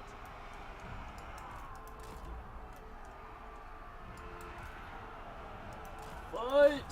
Kill him! Kill them all! My power is yours. Orion! We'll just need to tell our boys to stop the second this guy gets close. Orders understood. Orders? That will heal over then turn. I'm not fussed by that. Acknowledged. Advance. Awaiting orders. Don't hurt my boys! That friendly fire, that sister friendly fire. L'Oreal the Ever Queen. Archers. Death to all.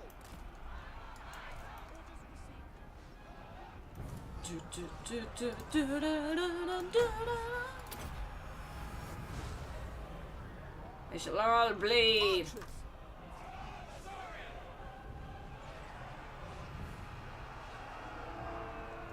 Isha's chosen. Guided by light. Healthy enough? Healthy enough? Let's go! But yeah, make him bleed for L'Oreal seems real good and real happy. A good situation.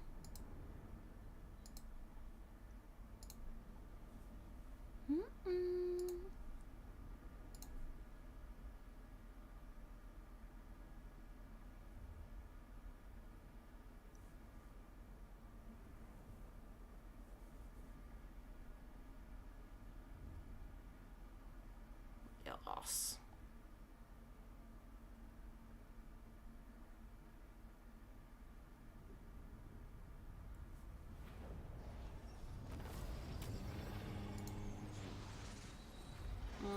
Who's your favorite high elf campaign? Order is restored. And then we also get influence from her hanging out in a place. L'Oreal the Ever Queen. Very good. Ever Queen of Althwan. I am gonna push magic. Am I gonna push magic? I mean, banishment would be nice. And making her healing a little better is always good. They did nerf Life Bloom. Alariel the Radiant. Alariel the Radiant. Another life? No, I think... A princess, maybe?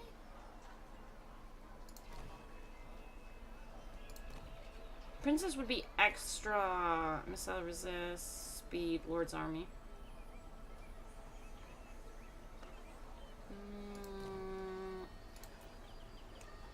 No.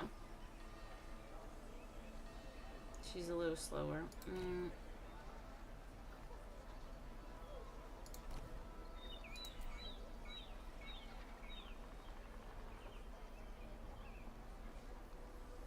It's a shame these are the choices. What about if I went here? Fine, we'll take the slow one. High Elven Archmage. It requires little effort. Okay, so she can make it here, so Alariel can make it there.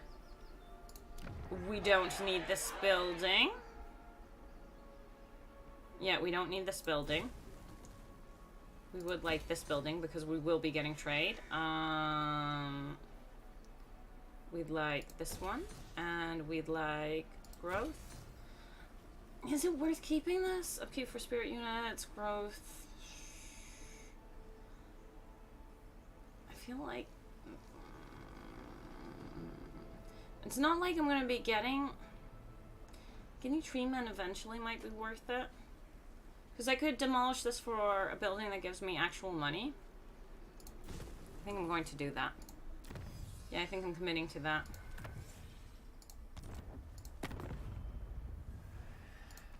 What do you wish to discuss? Very well. Thank you for the 1 gold. If I joined your war against these guys, As you say. would you join my war against them? Not right now, okay. Loyal Make your petition at Defender of the Ever Queen. I could get trade with Illyrian. That might be worth it. Going back and slapping Safri is an option. Protect. Alari, malevolent lord. I'm not sure. I'm not sure what I want. Well, we're gonna go and slap them. Look at that tier 3 building and a tier 2 settlement. AIO is cheating. I'm more interested in getting agreements with him. Your word shall reach the Phoenix throne. Choose them carefully. You're already at war with those folks. God. Your Tyrion.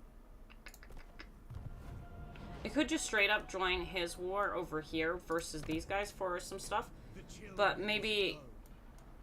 Wait, I already did, didn't I? Yeah, I already did. And I bid you well. That will help our relationships. Just push it up real fast early on. Let's go. Are Safri the most useless elves? A little bit, a little bit. And Rick so can make Meow my friend. Friend, yeah, friend, I see. I see. Imric and Michaela. Imric's definitely one of my faves. Imric is fave, not even close. Oh, dang. Alariel, and then Imric for me. Is famously, I like Altharion. Altharian's pretty cool with his prison. I still haven't gotten around to really giving his campaign a shot in 3. Like, for the others, I've done Teclis, I've done Tyrion, Alariel, Imric, repeatedly. I haven't really given Elithanar a shot either, but I haven't really at all played Altharion yet in 3, so I don't know how I feel about that. But yeah, Safri ain't doing too great. So they say Defender of the Everqueen, but does not help you in a war. Yeah, no. He's one of those people who acts like he's great, Welcome. What brings you but in truth, there's nothing. There's nothing behind his words. It's getting there. When he's closer to wiping these guys out, we'll get the agreements. serving the gods. I would like the extra win, so I want her to attack, even though that means... No. You just come here. led by the winds. Let me go and check if she's got the movement. She's got the movement to take us, so we can sack, Destiny even though... does not favor us. Isha, guide me. I won't be able to make it if I go for wins. Okay, I'll skip out on the experience. She'll take it and we won't Fall sack. to my power. They cannot withstand high magic. Because I would like to go and actually push her wins up. Speak. Sen Louis. Strike them down. And getting more wins is really important for me, for Bring them just everything. doom. So, that's what we're doing. I just don't know if it'll replenish everything if I don't fight it. I love Teclis as a character, but I hate his campaign lol. My faves are Ilariel and Elithanar. Elithanar just has such cool abilities. The problem with Teclis is that he starts over in the South Pole. In the South Pole, you just can't get stuff done because everything's so far apart. You have tried Elithanar a few times and failed? Hush. Hush, Dan. I will smother you. If Ilariel is Queen of Hearts, then who is the Ace of Spades? I don't know. Honestly, Malekith. Malekith. Especially considering I made Marathi the Queen of Spades.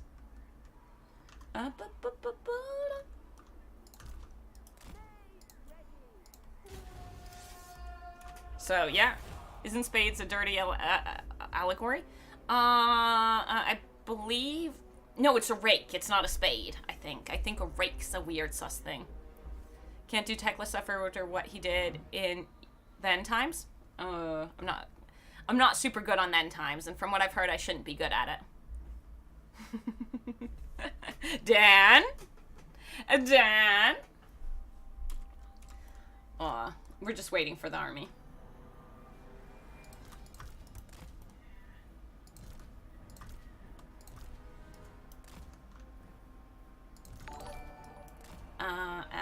Thank you. Boop. Boop. I'll read in a second.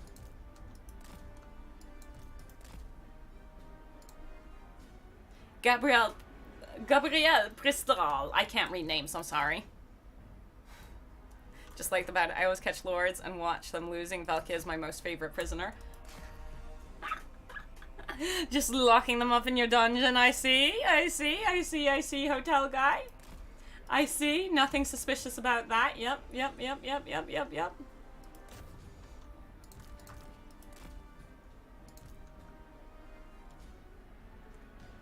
I see. Completely common, normal thing.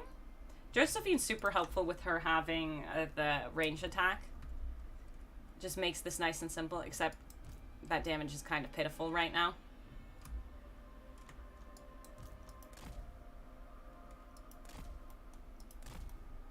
Kind of pitiful. Sir, can you come over here?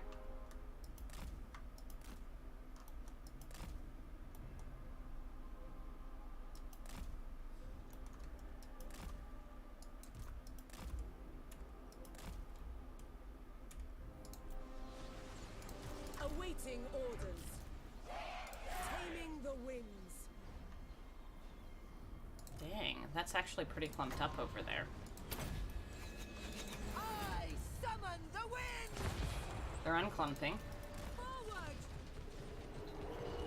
Handmaiden of the Everqueen! Asa, attack! That was what I was afraid of. Ancestors! True Get magic him. is mine! The greater good! Without fail.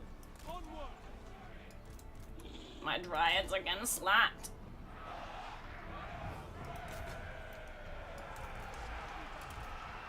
Attack! Light of Avalon. We're gonna have to scrunching ups afterwards. Spearman! Scrunching up. YouTube deleted my nick again. I am sorry you were forced to read Polish. Well, Gabrielle is easy enough. I don't know how to read, no problem. I just don't know how to read it. It's all good. High priestess. Or are you Chibali? Blah blah blah blah blah blah. Sail! Black Onward. My trying to remember Sibylla's name from before. Actually, why am I doing that pull out? Do one of these, please. Magic's unleashed! Yeah. Oof, that's what we like seeing. I only know how to read German and French, and even then it's a bit questionable. Oh, and not English. Never English. My name is Hotel Guy. I do what hotel guys do. Yes. You hotel. Personally, I go for meow, but Valkia works too. Locking all the ladies up. I see how it is. Oops, we're hurting our troops a little bit. I see the truth.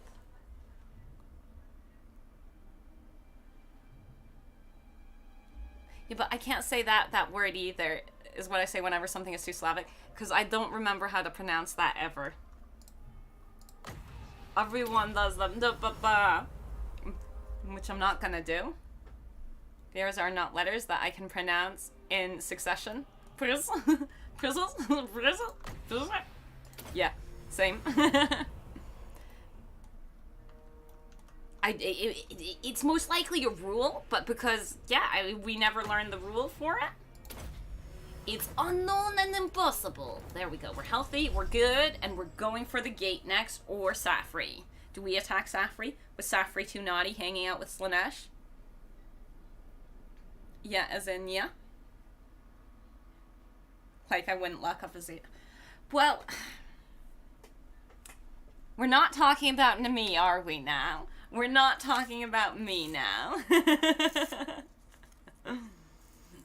We're not talking about me or Azazel. Azazel's a good boy. A very, very good boy. And we don't think about it too much. We just don't think about it.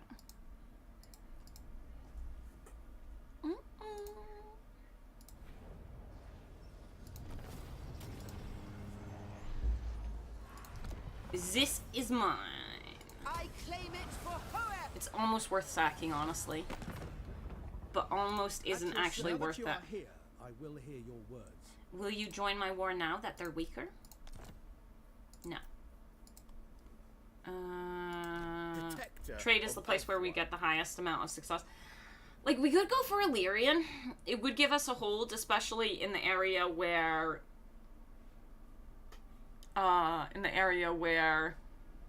Marathi's gonna come invading eventually. But maybe I just push up over here. Maybe gift some of the stuff to Krace because I don't want to deal with it, possibly.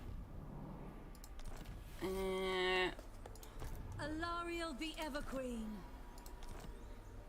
Can we make it there next Isha's turn? light. It looks like I can, but I'm really worried I won't be able to. And to be on the safe side, to not mess with anything. Can't globally recruit. Only locally. Give her a little extra movement.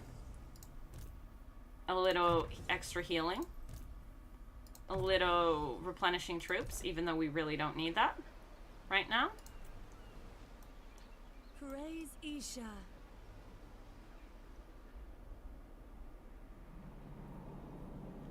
There's no army in there. So it would be just the garrison currently. Do we want to move fast?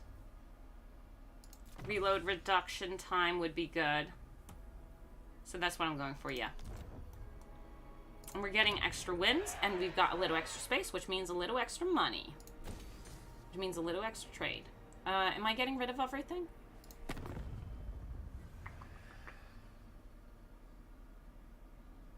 We are not getting rid of everything.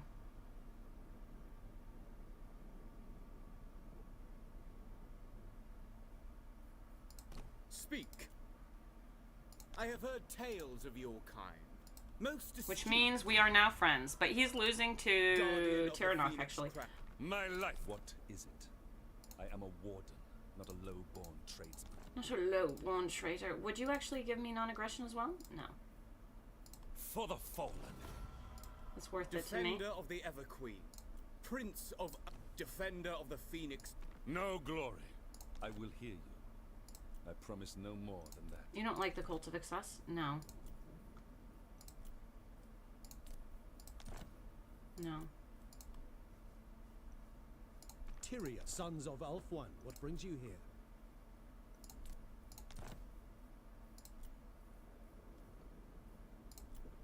He'll be more inclined to this stuff once he's done with his war, but... He likes that I'm friends with Illyrian. He doesn't like that we're Averlorn. What the heck? Okay. Well, we can go and attack the gate next. Don't do that. Get the growth going. We don't really have to push the growth that heavily, but I want to. Whereas this here... 2K.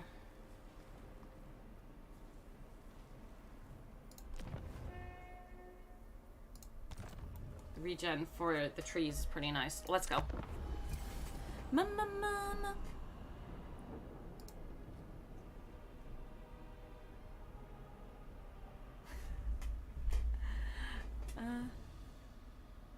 Yo. In Radiant's words, we aren't talking about me now, are we? Yes, we're not talking about me. I don't need to go and tell you all the secrets of Azazelness. No one needs to know about Azazel. Was this when Ash failed to Shadowheart? Ooh, we did get the army in there. Okay.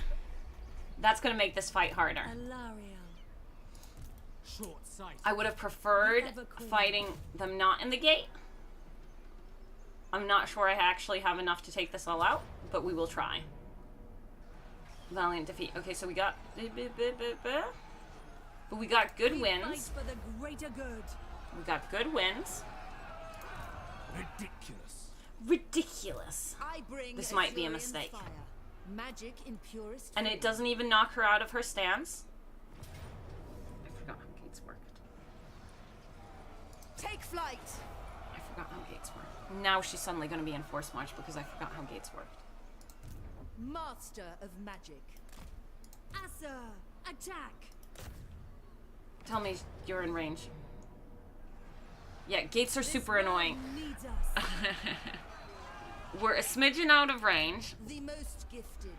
That was a mistake on my part. Do not tarry. So be it. The greater good. There we go. Okay, she's coming in, but now they're in force march because I made a mistake. But yeah, Shadowheart? What are we talking about, Shadowheart? Did you have time to look at the mod with the Slash Bretonians, or were you preoccupying real-life games with your friends? Preoccupied with the games. I ended up being awake until like 5 a.m. just playing, and at that point my brain kind of turned off, and we still had more game to go, but my brain was already dead. My brain was dead at 5 a.m. Just when I am trashing Grimgor, the other elves start losing Ulthuan. Unfortunate, how dare they fail. They will probably come out and fight. They might. They won't. They'll probably lose auto-resolve without defensive building bonus. Oh, maybe. Only at 5 a.m.? 5 a.m. is when, 5 a.m. is when I started realizing that I was no longer a functioning human. Yeah. Gate range. Okay. I don't have anything to take out towers, which is, how do I put this? Unfortunate? Without fail. Very unfortunate. You're not hidden.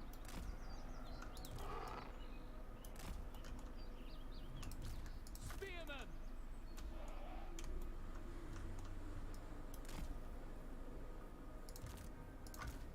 And I'm not gonna have all my archers at once, and I don't even have a full stack. I feel like I pushed too fast. I feel like I'm gonna mess this up. But it be what it be. Yeah, the units that should be hidden are hidden. Sisters, with me. Spearmen! Without fail. And the towers always shoot even if there's no one on them. I was hoping that wasn't the case, but I should have known when it was showing me the range from the beginning. So, that pain and suffering, yeah, I feel like this was a mistake. We might have to withdraw. Servant of light. Senlui. Forward, sisters. Alariel the Everqueen. Forward. Spearmen! Acknowledged! Handmaiden of the Everqueen. Under Isha's protection. My queen commands. Yeah. Isha's will. And now, even wasting ammo if you're in a defensive siege situation doesn't feel worth it because they might just go and replenish it all. Moving out. So, well, it's not really my intention to use her to waste ammo. Avalon. Sister of Avalon. A little bit. Alariel the Everqueen. March. It feels extra worth it, not worth it because of... Guided by Isha. Forward, sisters. Spearmen! because of other things as well. Forward for Avalon. Because they just might replenish that ammo. Bring the light. So I don't know. I believe Lilith is the Punisher, as in the Marvel hero? The other one basically has no units, right? Or did she recruit some? She's got 2 units, the other army. Sisters with me. 2 archers. Spearmen! It will be done. For duty! Under Isha's protection. Assault Archmage, following my destiny. How's the gate coming along? God, it's taking us that long. And breaking in just takes so long. Light of Avalon. It's just a little painful. Handmaiden of the And if I'm Evergreen. committing to climbing onto the walls, escaping is going to be even harder. How's that working out? Moving It's happening, slowly. Forward, sisters! Moving out! Following orders. Advance! Advance! Forward! What's that one shooting at me? We might as well just move over here. Under Isha's protection! Chosen of Isha. Handmaiden of the Everqueen! That's giving us a nice angle over there, which we are not fussed about. But it's going like that. Yeah, that's fine. Priestess of Isha. Guided by light. Driving back the dark. Driving back the dark! Think of her army was far too healthy. She indeed loses lots of her lords fast. What? No, never, never. But yes, my army was too healthy. It's not natural. It's not natural. That's not how this works. We could have taken it a little slower. For Alpha. And I'm a little bit, yeah, this fight, a little bit worrying. Guided by Isha! Saint Louis. Saint Louis. God, the pain of just getting in. You guys break it down. We're almost in. And then we need to get on the walls. Handmaiden! Alariel the Evergreen. Spearmen!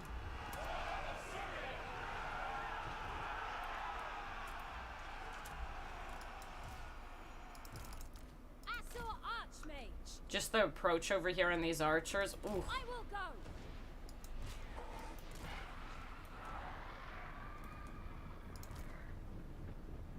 Can we take away their towers?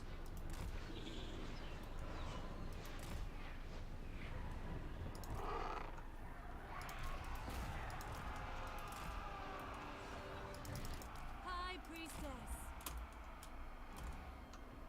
I will! Agreed! Moving forward! We will obey. It will be done.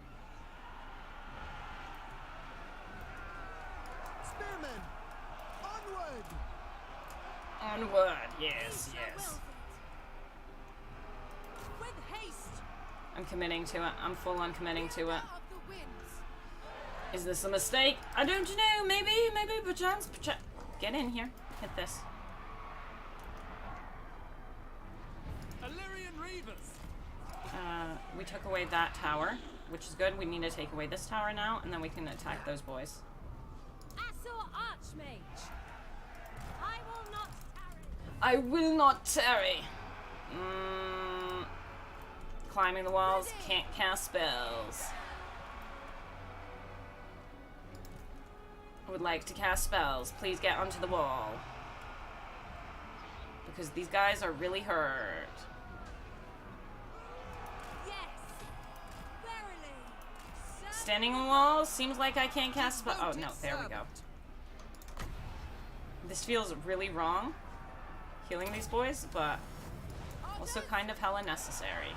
Come over here, take this away from them so they stop shooting at us. Handmaiden of the Everqueen! Isha's chosen. Of course. Guardian of And when we Avalon. step on here, I think that should be enough balance of power to push it over. Awaiting orders! Yeah, the double tower thing here is really painful. Doing my duty! Sorry, you come down and support.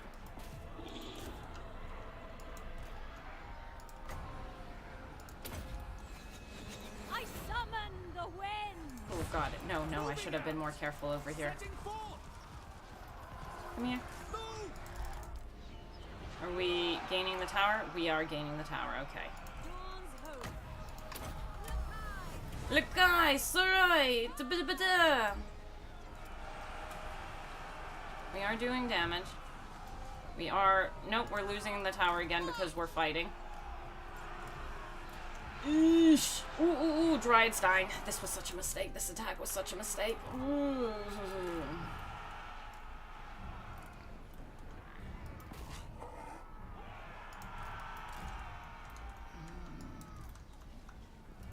Make Ultron proud!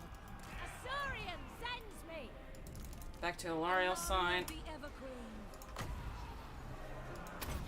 Here are my gifts. Lilith! Ultron. Just outside the range I would feel comfortable shooting into. And they need a heal so bad. Ooh, yeah, they're dead. They're dead. Run. Without Run. fail. Run. Run. No, don't run that way. Loyal! I love it when you guys suck at escaping. Triumph is assured. At least they're not shooting at anymore, but the towers still are. If I lose my boys, I cry.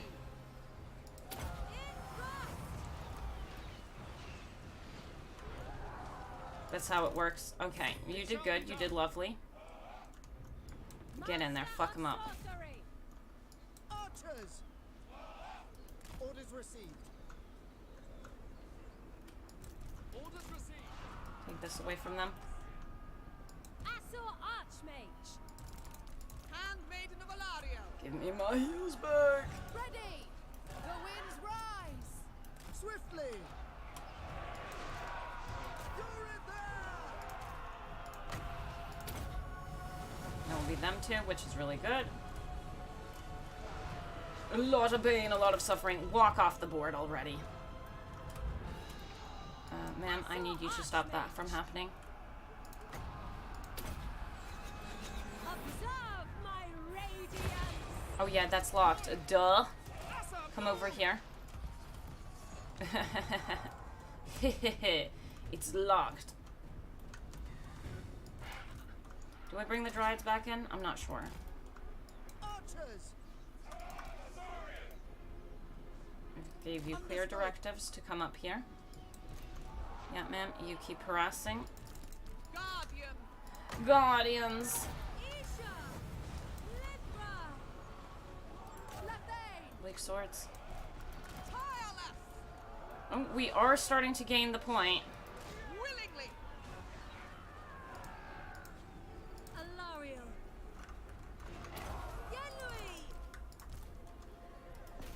Okay. They're archers. Is it worth it? Yeah. Oh my god, you came back. Ooh, leave, because you're about to die anyways, and I would prefer you not to die. Illyrian Reavers.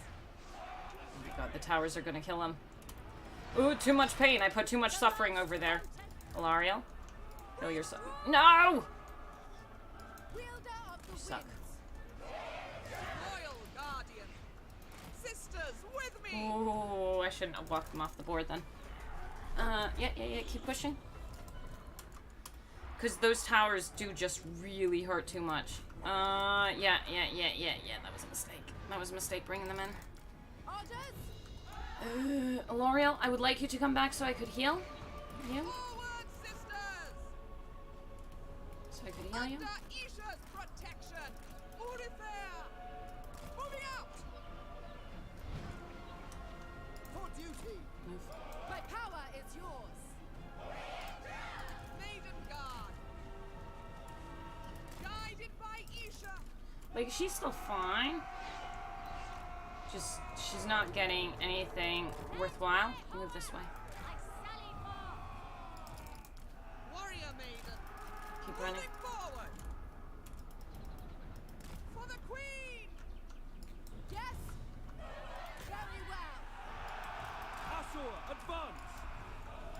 Oh no, she quit. Oh no, that's army losses. That's most likely army losses at this point. Did I really fuck up? I got a draw for that? Because we walked off? Interesting. True.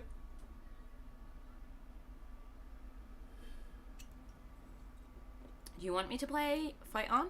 You want me to? Are we losing? I messed up. I needed to balance it a bit better. I let the towers fire too much, and I didn't take away their towers fast enough. Like, we're still alive? Everything's alive? At what cost is everything alive? Okay, no, not everything is alive.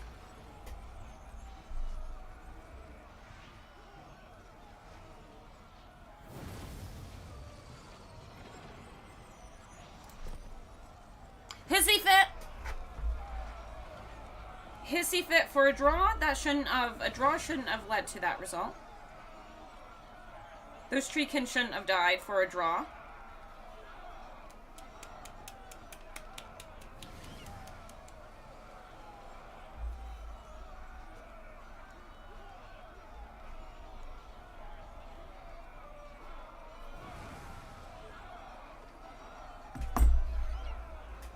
I'm annoyed with myself. I'm annoyed with myself.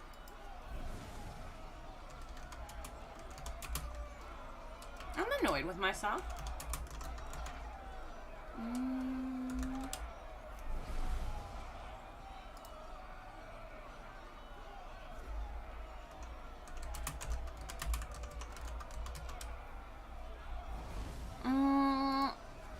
There were only 2 or so left. Yeah, there were 2 left of a unit of...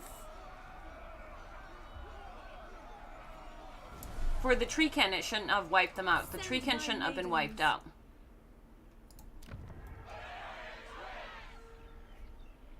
Because treekin have... I don't have the building anymore. I destroyed the building. Treekin are... Yeah, great. You're not telling me how many entities. 16. 16.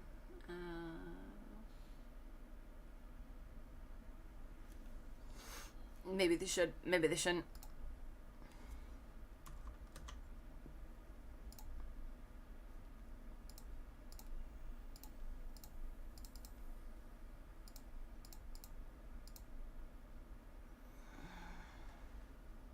Not on a draw, on a loss, yeah. On a loss, sure.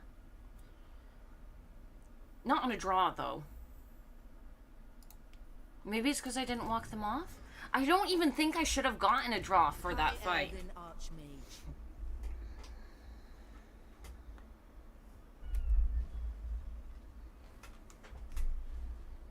For Ulthuan. Short-sighted. No. Thinking. 12.5% survived.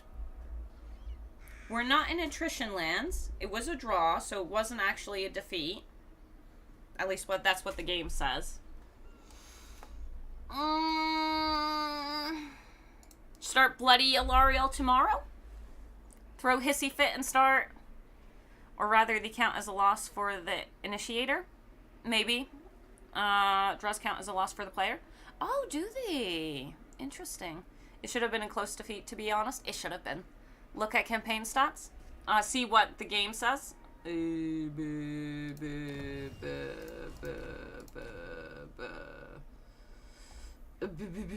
Not something I do very often.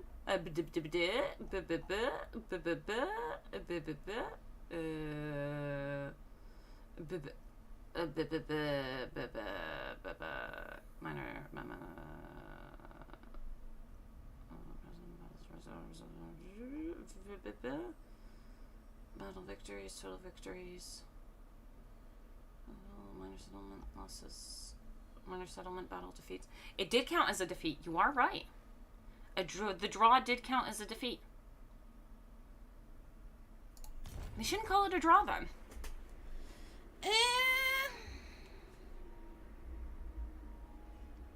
I'm annoyed with myself because that is a fight I should be able to win. I knew it was rough. I should have walked off.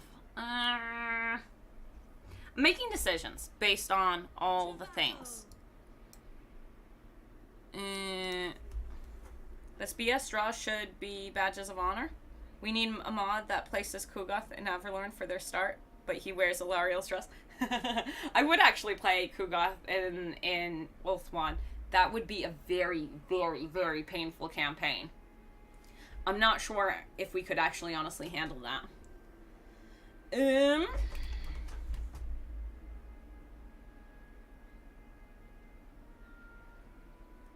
only time draw terminates the battle without weird math is or used to be timeout. Oh, if you attack a fortress and fail to take it, I kind of would always consider it a defeat, not a draw anyways. I personally think if you walk off the field, I feel like the walking off the field in a siege should be a loss. but that hasn't been my experience with the game in general, since it says draw, and I take things at face value most of the time. I need nearly 2 full stacks to break the gate, but the worst siege is with Imric against the nuke of the Chaos Dwarves. I'm thinking maybe I start this campaign over again tomorrow as just truly and like commit to the bloody heart. Hello, we'll be able to see the Queen of Hearts make an alliance with Ankari. No, I wanna bloody it up. I think going bloody Alariel would be fun. And I just said tomorrow, but it wouldn't be tomorrow. It would be the next day. Part of the reason I'm thinking about just dipping is because I'm a bit tired. I didn't get enough rest. Also, I'm gonna I lost, and some people get rage quitty, and some people means me. No, Radiant, show us you saving this campaign. You want this campaign saved? Okay, we can do a poll. Continue this campaign or do bloody campaign? Because I can continue this campaign. I'm totally fine with going on with this campaign.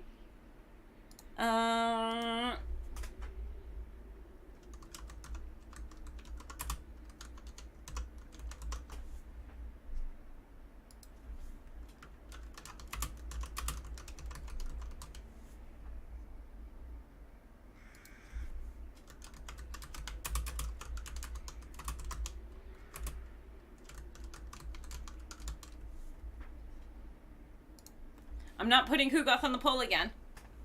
Only tree army challenge? Nah, I don't want trees. I don't want to do a tree only. I mean, it would be a challenge. And tree only implies also that I can't pick up heroes, which I don't want to do. Blood for the Blood God. Go sleep, Ash. Alariel the Bloody can wait.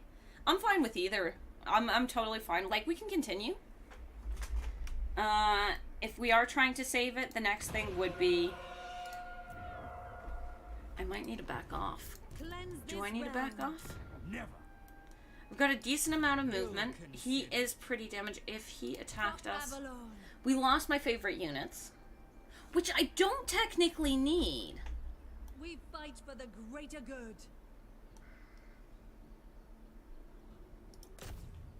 Yeah, let's retreat. We did good damage. It's just going to be slow now. It's a valiant defeat now because of what we've done, which is actually pretty good. Alariel the Everqueen. Driving back the dark. Destiny beckons. I can keep her, but do I want to keep her? She's gaining wins on this side. Earth has forsaken us.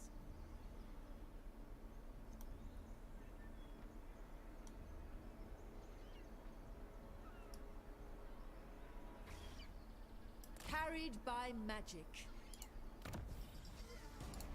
Okay, so for saving versions of this, still want the metal one. High Elven Archmage.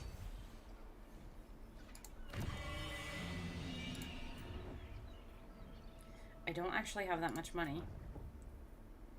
Because I would like to go to tier 2 with one of them. I could wait to go to tier 3 here. Because it's 3 turns away. But now I get the growth. But now I don't have the money to hire a lord or recruit. The Everqueen. And I can't go against the gate because... yeah. Protector of Ulthuan. I have heard tales of as you say, guardian of the Phoenix Crown. I bid you welcome, traveler, if you wish. At your service. I will hear your words, but I make no promises of aid. Alariel's champion. Feared, but Prince of Ulthuan. Tyrion, I will weigh what you have to say and the merit of your actions.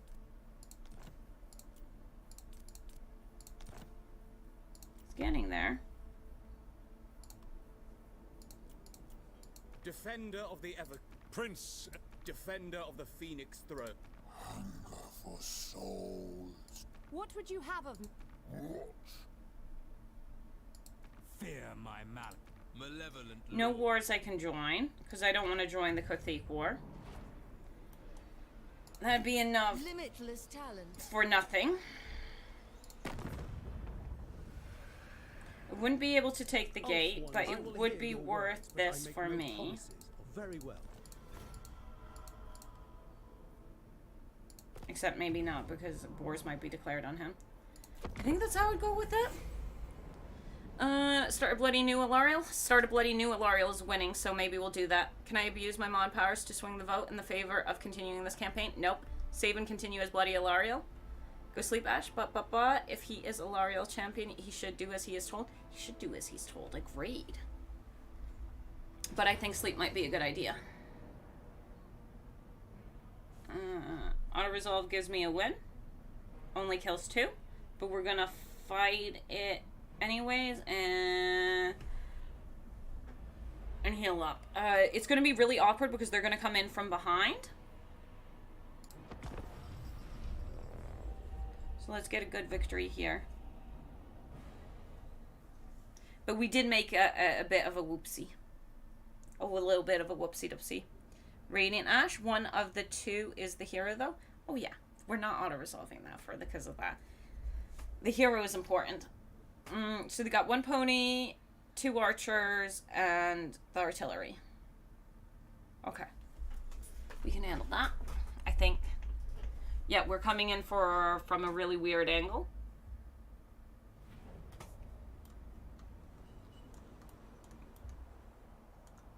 We come in from right back there. Interesting. Okay. Weaver of the wind. I could move where we're coming in from. I don't really want to, though. We have 50 wins. For Tackless. Just remove the reinforcements. I don't want to move the reinforcements. Oh, are they coming to the reinforcement zone? If they are coming to the reinforcement zone, I maybe want to move it. Okay, we need to slow it down now so I can make a decision. I think they are here.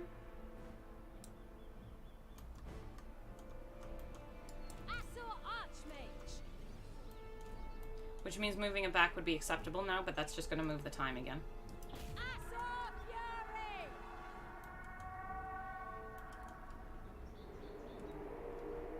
I forgot to check what ability, what trait I picked for her. Light of Avalon. Archmage. My power is yours.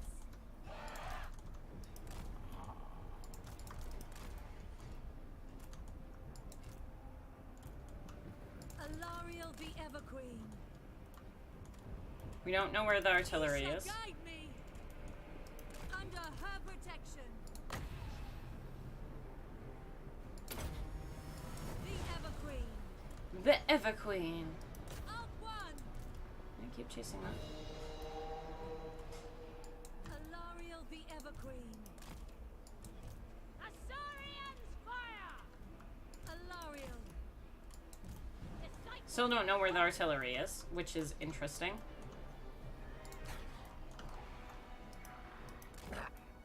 Right. Isha's chosen. Lakai! Lakai! Lakai!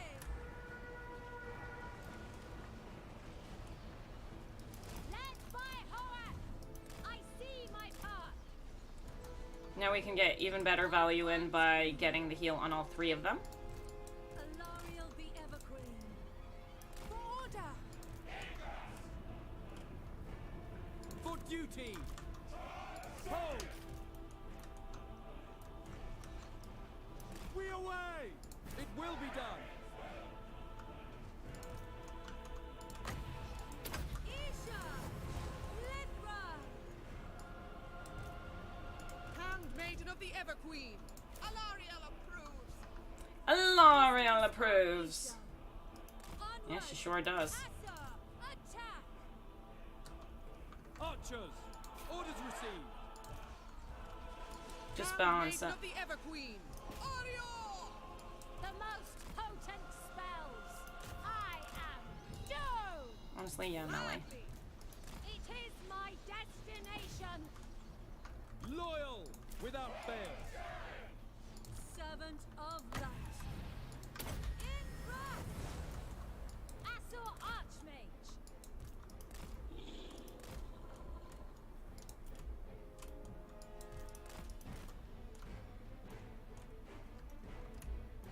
there. Okay, there are some of the units. It's the artillery. I'm still wondering where it is. Up. Artillery's not even on its artillery. AI being AI.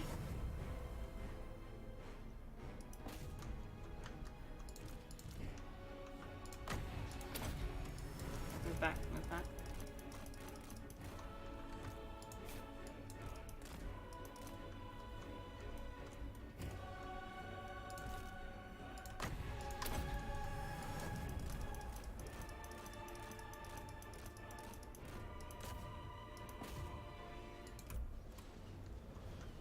Archers, weapons ready. Alariel the Evergreen.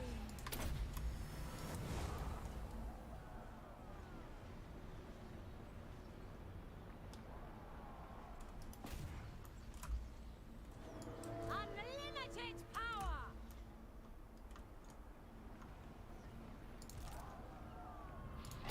Yeah. I forgot how strong heal spell is on Lords and Heroes. See, Raiden isn't bad at the game. I know I'm not great. I'm not always great, but I'm not horrible at the game. The gate thingy was a whoopsie. A whoopsie. Forgetting how damn strong towers are thing. It's all good. Look at Dan just trying to go and make sure I don't... Whoops. Oops. I don't feel bad about myself. Look at you being all friendly. Look at that.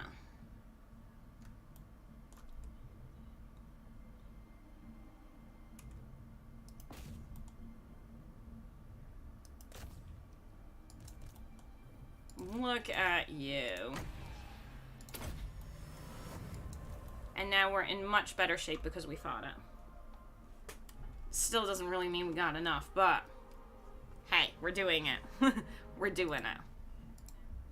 So I see that start a bloody new Alariel campaign is the winner, as far as I can tell. Every time I hear the elf creators chant Lakai, I just think they're screaming Lakai. Whew. Everything for the lizard boy. Because losing that one gate fight, it's not the end of the world, it just means a little bit of a weaker start. So I'm not super fussed about continuing it that way. But I know some folks enjoy the niceness.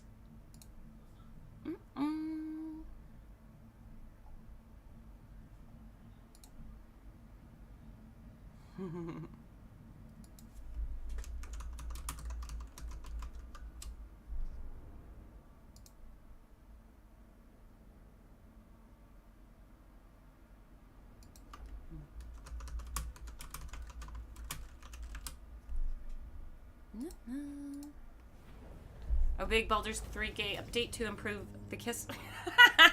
Of course there's an update to improve the kissing. Perhaps their master values. We couldn't kill the Lord, unfortunately, but everything else is dead. Nice.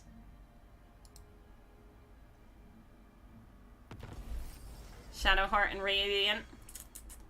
We were never aligned. We're too bright for her. Alariel the Evergreen. Okay, that's a little bit more of a problem. Straight up, that's definitely more of a problem. Alariel the Evergreen. But we got full wins. I will use my gifts. Pretty much. High Elven Archmage. She got a level. What was your trait? What horrible trait did I pick up for you without thinking about it? Yeah.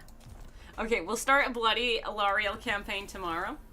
If you want, I can go and win this fight for you as well. Priestess of Not the Isha. gate fight, because I'm not going to win the gate fight with this versus this. Never. This here is actually quite strong. Queen In the of field, we Avalon. can do it, though. But we'll start a bloody Alariel campaign. A proper bloody Alariel campaign. Conus. I mean, he did install an irrational fear in all demons. They all hesitate when crossing bridges. Yeah, he's I think that's St. Michael in real life. I think St. Michael went and did something with the devil. So many bridges and stuff. But I feel like that's a good thing. Bloody Alariel is she British? Bloody L. I can't do English accents. But I feel like that's a good thing to do and be more serious about it. On the other hand, I think we go Interesting. Interesting. You want some Armored Core 6? We're going somewhere. Bloody gums. But what I can tell from today's stream, it looks like the stream is stable. The stream is stable, and we talked about Shadow of Change and goodness, and let's make the world bleed tomorrow. Oh, not tomorrow. Tomorrow's TI. Sunday maybe? Yeah, pretty stable? Nice, nice, nice. That's good. I think on Sunday streams next. Twilight Imperium just sucks my life up. I can't resist it. Careless rules here. I can't resist. I can't resist. I can't resist the diplomacy. It's so good. You could put a horse in this stable. What? we could without killing it now, I think indeed. If you see this, or if you're watching this,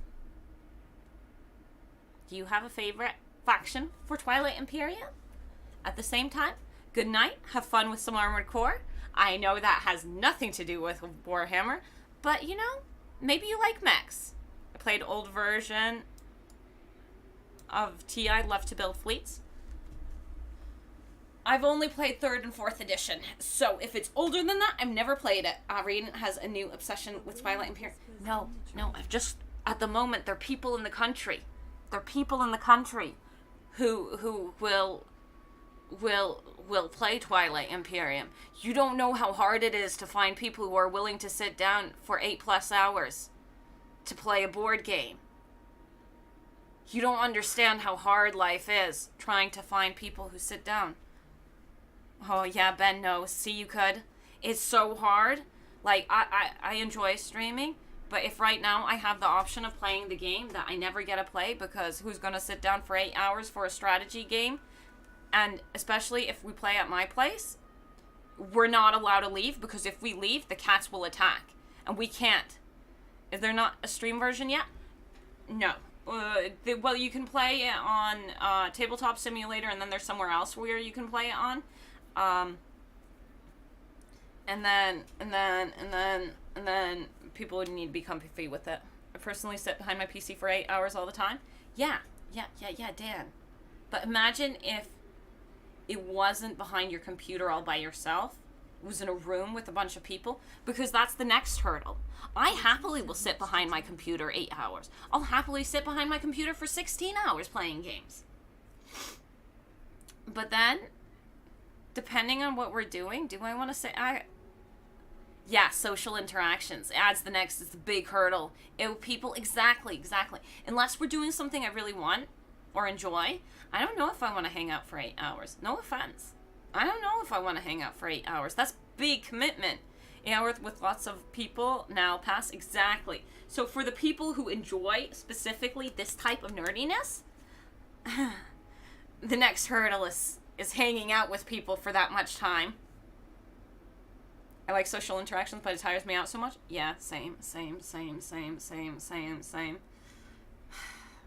So, right now, there's a good opportunity to play Twilight Imperium.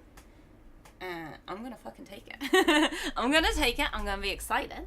I'm gonna be happy. I'm gonna enjoy it. And then Kislev's gonna come, and Cathay's gonna come. It's gonna be a good time.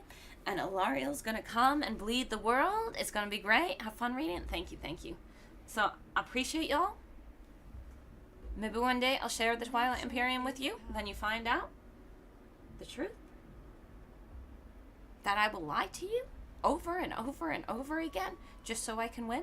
The only person I don't mind hanging out with all the time is my wife.